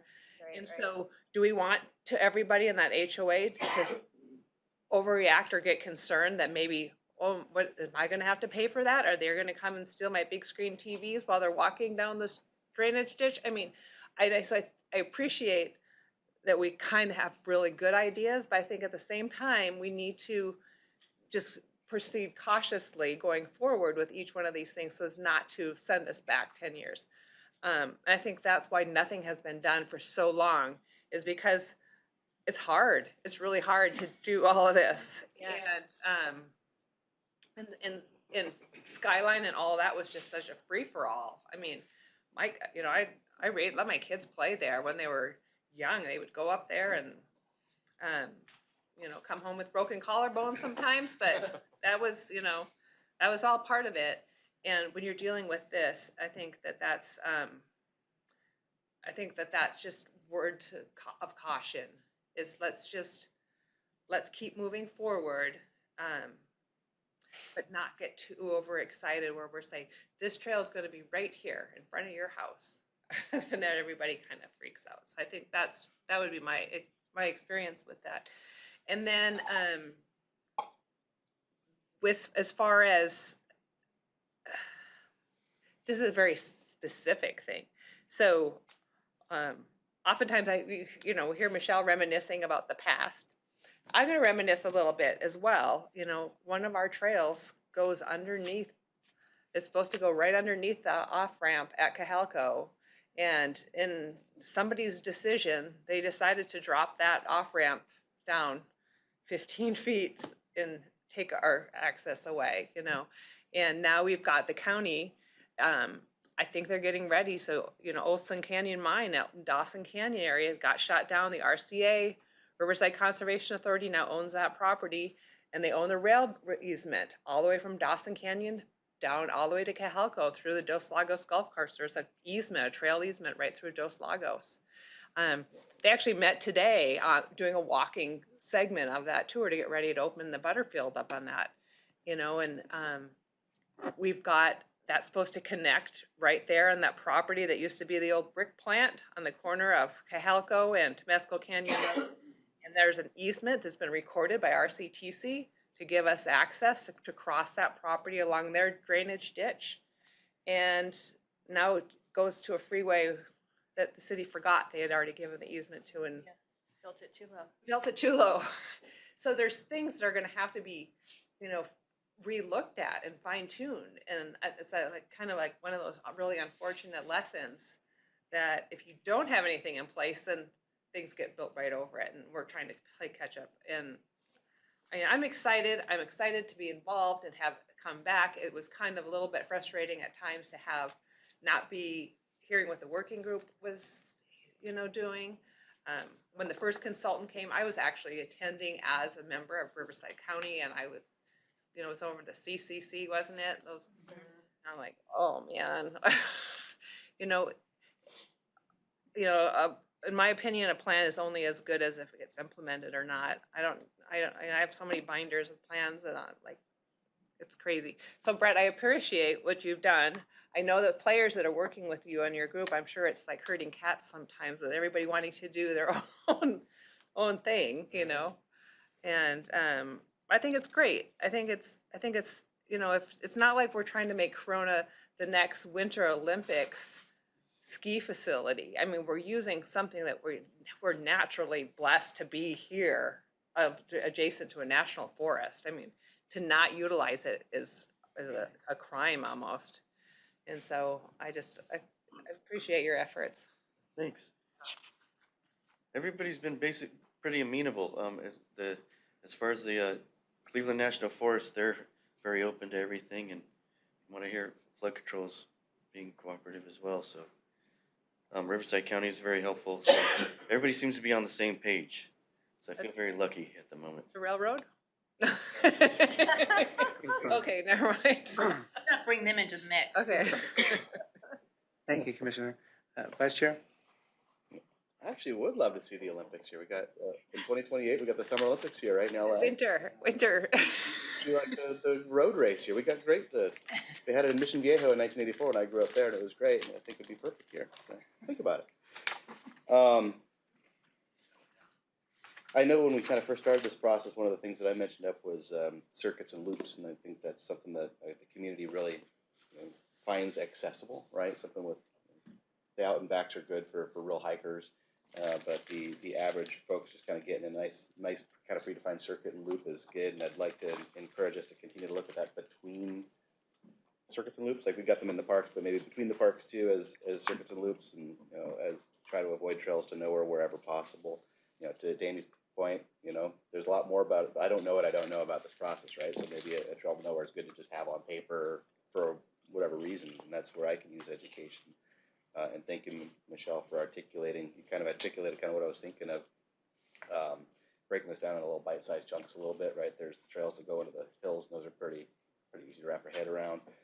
And then there's the the flood control parts, and then there's all the other layers, right? As we kind of drill down into it. So I think that having a standing meeting is great, and just kind of updating and taking it bite-sized at a time. We're going to talk about this part of it, we're going to talk about this part of it, and kind of really dive into each part of it, because as a whole, it's a lot. It's a lot for the uninitiated of us. So I assume that we're going to be implementing in kind of a phased as we can, right? So we got the 5 trailheads we kind of identified at first, and then we'll continue to go on from there. So getting those updates as those, probably going to be a long time, right? We're not going to flip a switch and this is going to be done. This is a multi-year, forever potentially sort of thing as we adapt and evolve, right? Yep. Right? Okay. Just want to set expectations for myself. Okay. Yeah, really just kind of saying those things out loud is really more feedback than anything. And thank you for the comments earlier. It helps me understand as well. Thank you. Thank you. I believe my colleagues have said it all, asked it all, talked about it all, so it's beyond my intelligence level. So thank you, everybody. It's now 12:31. I'd like to glean into mosey on into the commissioners' members' reports and comments after being a part of today's process. So Commissioner Bass, would you like to share any last-minute thoughts? It's just a lot, so I'm still trying to wrap my head around everything, but thank you for everyone's hard work and the time to go through this, and I don't know, but it's a lot. Thank you, Stacy. I mean, for us, we've been part of the whole process, and almost not the very beginning like you have, but we came into it, passed the baton on, and we're moving forward with that. And now with you, we're it's exciting though. I feel like an old OG, so. Anyway. The OG and the IE. OG and the IE, new t-shirt. Commissioner Wentworth. I think I pretty much said everything, and Commissioner Bass, if I can help you in it, or anyone can help you in any way. Don't be afraid to get a meeting with any of the staff members. Everyone here is very helpful, and part of why I know so much as I know is I've actually sat with each one of these people in their offices by myself, saying, I don't understand. Help me understand, and that's part of this process. And even then, I even forget. Because, when you learn in school, you memorize, you're like, I got this, I got this, I can do a logarithm. But if you ask me to do a logarithm now, I can't, it's like, so that's kind of what happens. So I met Mr. Tucker like outside of the city realm, and he educated me on building a sewer system in a development. And it's like, not that I remember everything he said, but it was to the point of for this development to impact our trails.